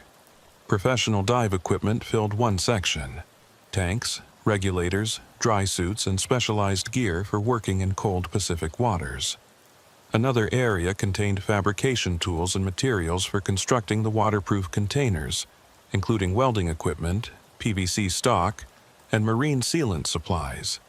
But most damning was a small office that contained detailed logs of cache operations, GPS coordinates for multiple underwater sites, and financial records documenting transactions that totaled millions of dollars over 18 months of operations. Agent Voss examined the logbooks with the focused intensity of someone who understood that documentary evidence could often prove more valuable than witness testimony. Sheriff Calder, these records document a systematic operation that's been running since approximately 14 months ago. Look at this. They've been conducting cache operations at 7 different sites along the Washington coast, with pickup and deposit schedules that suggest regular distribution cycles. This is industrial-scale trafficking using methods specifically designed to evade maritime law enforcement.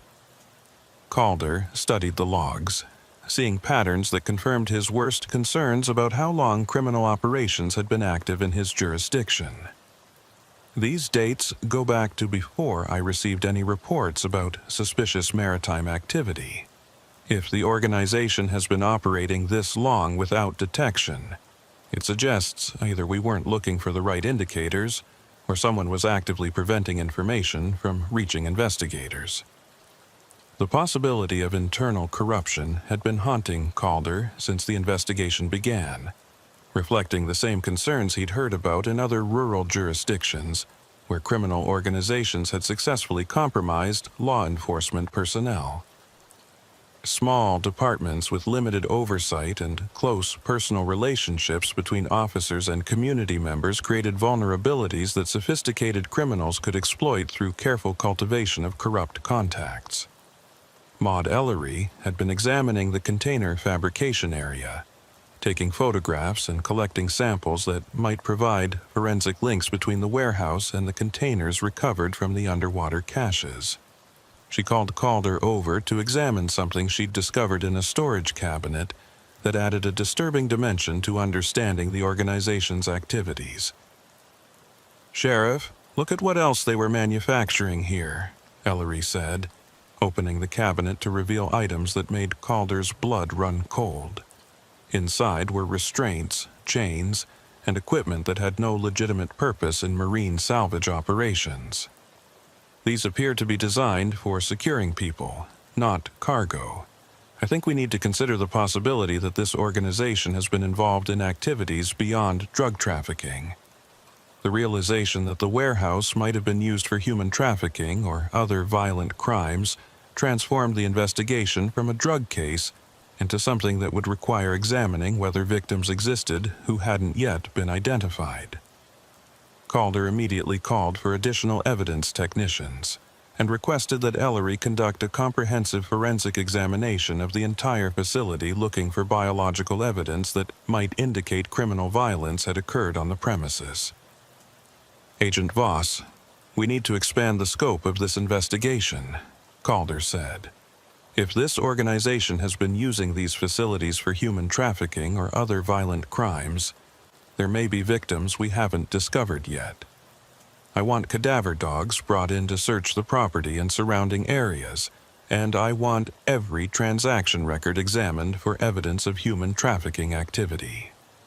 The expanded investigation consumed the next week as teams systematically processed the warehouse and surrounding property. Cadaver dogs detected disturbed soil in an area behind the building, leading to excavation that revealed nothing more than construction debris and discarded equipment. Financial records were analyzed for patterns that might indicate human trafficking, but the coded entries made definitive identification impossible without additional context that only organizational insiders could provide. Sergeant Whitcomb had been conducting his own investigation within Port Defiance's maritime community, quietly interviewing workers and boat operators about their observations of unusual activity over the past year.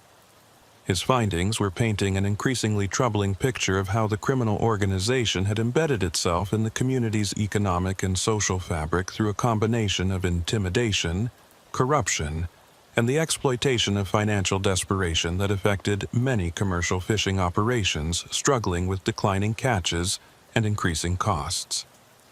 "Sheriff, I've identified at least 6 dock workers and boat operators who admit they were aware of suspicious diving operations but didn't report them," Whitcomb said during a confidential briefing. "Their reasons vary. Some were afraid of retaliation, others were receiving payments for looking the other way, and a few genuinely believed they were observing legitimate salvage operations and didn't understand they were witnessing criminal activity. But the common factor is that information wasn't reaching law enforcement because people either chose not to report or were actively discouraged from reporting." The culture of silence that Whitcomb had identified was exactly the kind of community complicity that allowed organized crime to flourish in rural areas where social bonds and economic interdependence created pressure to avoid causing trouble for neighbors, even when their activities violated the law. Breaking through that silence would require demonstrating that law enforcement would protect witnesses and that cooperation served community interests better than passive acceptance of criminal operations. Calder authorized Whitcomb to offer immunity from minor charges to witnesses who came forward with information about the organization's operations, a controversial decision that would protect people who had technically violated the law through their failure to report criminal activity, but whose testimony was essential for building comprehensive cases against higher-level organizational members. The immunity offers produced results, with several dock workers and boat operators providing information that filled gaps in investigators' understanding of how the organization had operated. The testimony revealed that Victor Salazar had been a regular presence in Port Defiance, cultivating relationships with maritime workers and presenting himself as a successful salvage operator who occasionally needed local expertise for specialized projects. He'd been generous with money, buying drinks at waterfront bars and offering cash payments for minor services that gradually escalated to more serious involvement in operations that people eventually understood were criminal. The pattern was classic organized crime methodology: identifying vulnerable individuals, building relationships based on economic benefits, then gradually increasing involvement until people felt too compromised to withdraw or report what they knew. Salazar was specifically targeting people who were struggling financially, one dock worker told Calder during a recorded interview. He knew who was behind on boat payments, who had medical bills they couldn't pay, who was facing bankruptcy. He'd offer help that seemed harmless at first: a loan, a side job that paid well, assistance with paperwork or permits. Then, gradually, the requests would get more questionable. But by that point, you were already taking his money and felt like you couldn't refuse without consequences.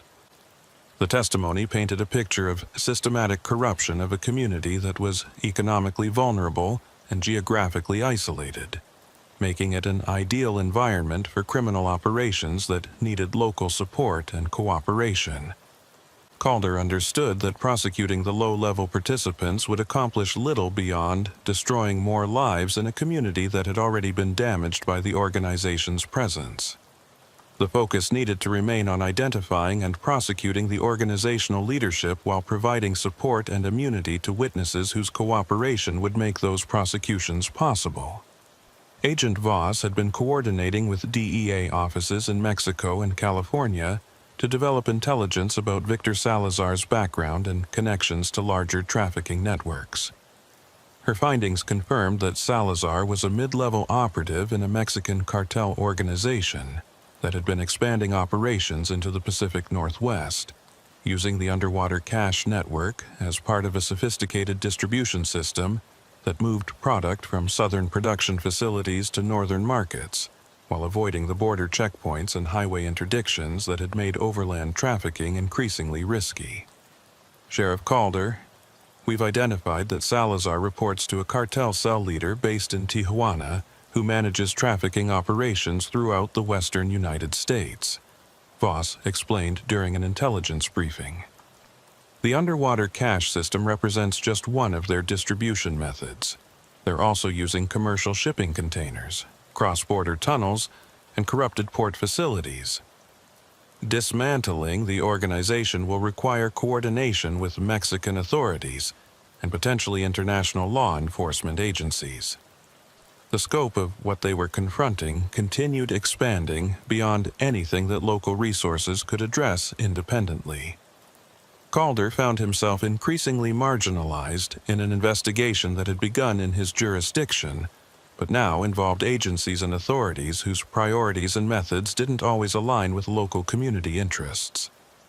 The tension between federal enforcement goals and local consequences was becoming more apparent as the investigation proceeded.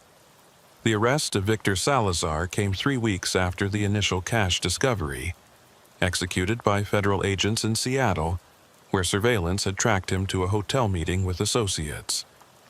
The arrest was coordinated with simultaneous operations in California and Mexico that targeted other members of the trafficking organization, resulting in indictments against 47 individuals across 3 countries.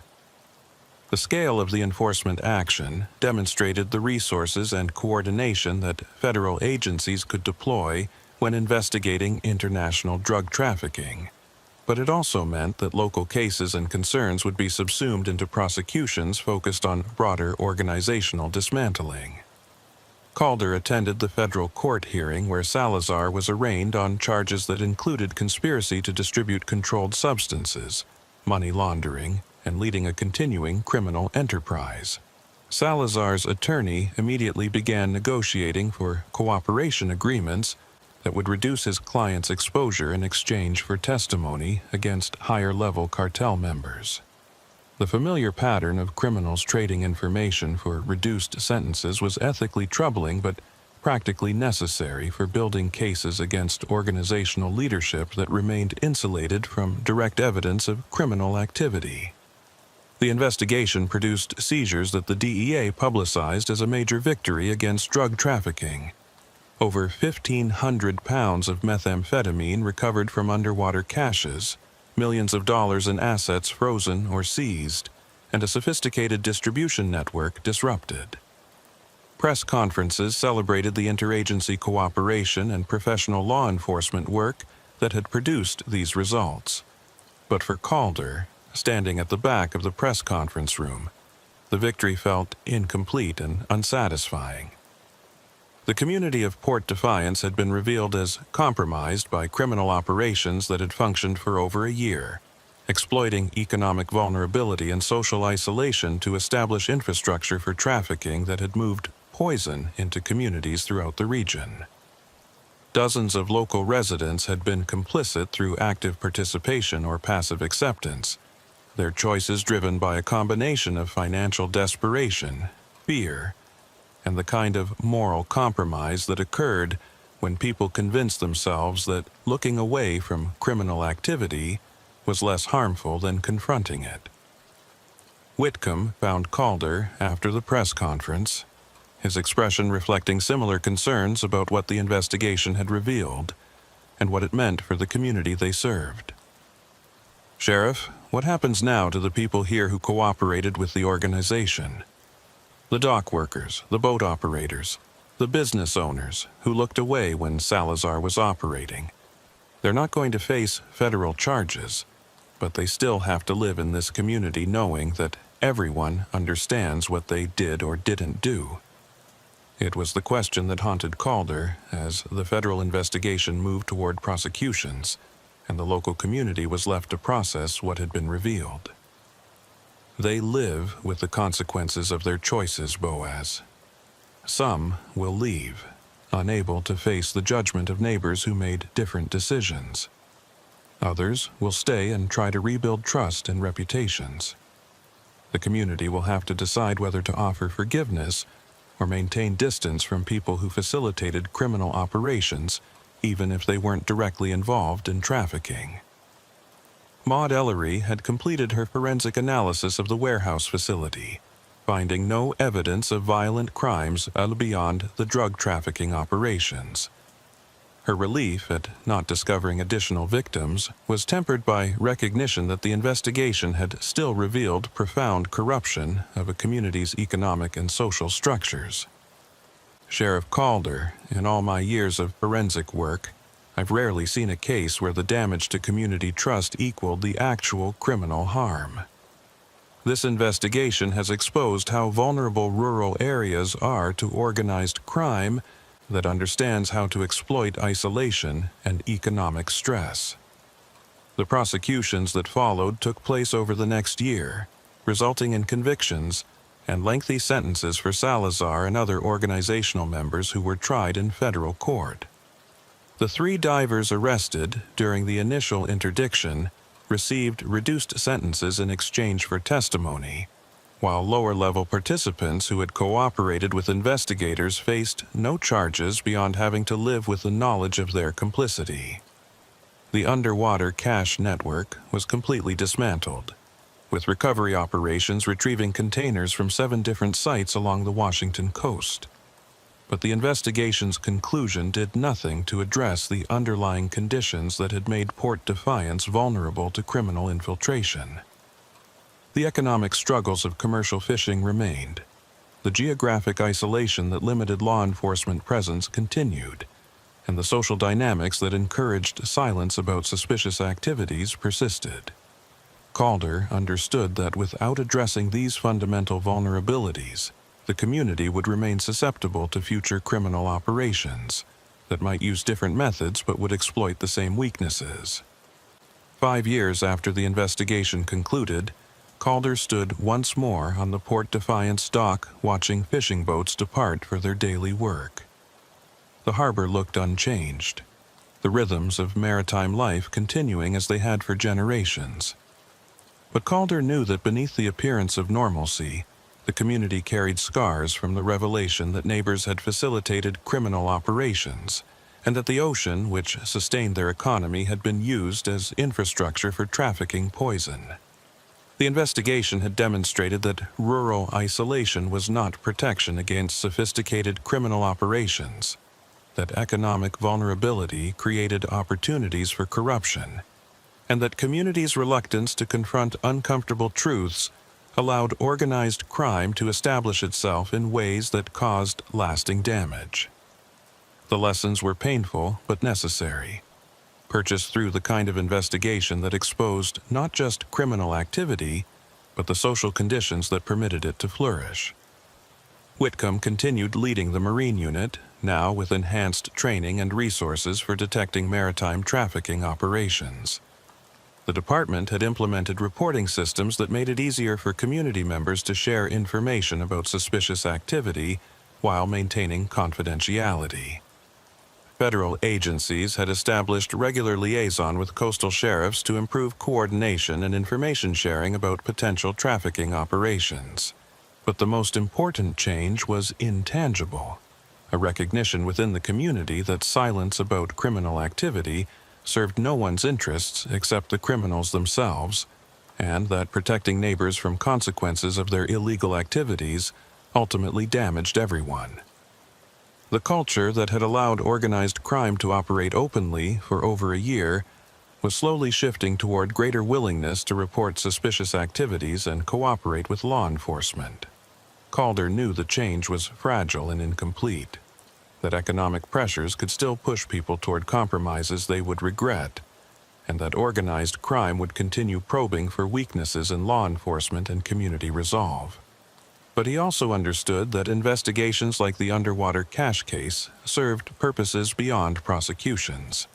They exposed vulnerabilities, demonstrated that criminal operations could be defeated, and reminded communities that their choices determined whether they would be victims of organized crime or participants in their own protection. The ocean that had concealed criminal operations for over a year continued its eternal rhythms, indifferent to human struggles against the organizations that used its depths for evil purposes. But the community that depended on those waters had learned that vigilance was the price of safety, that cooperation with law enforcement served interests beyond individual concerns, and that the isolation which made their coastal home beautiful also made it vulnerable to those who understood that darkness flourished where people chose not to see.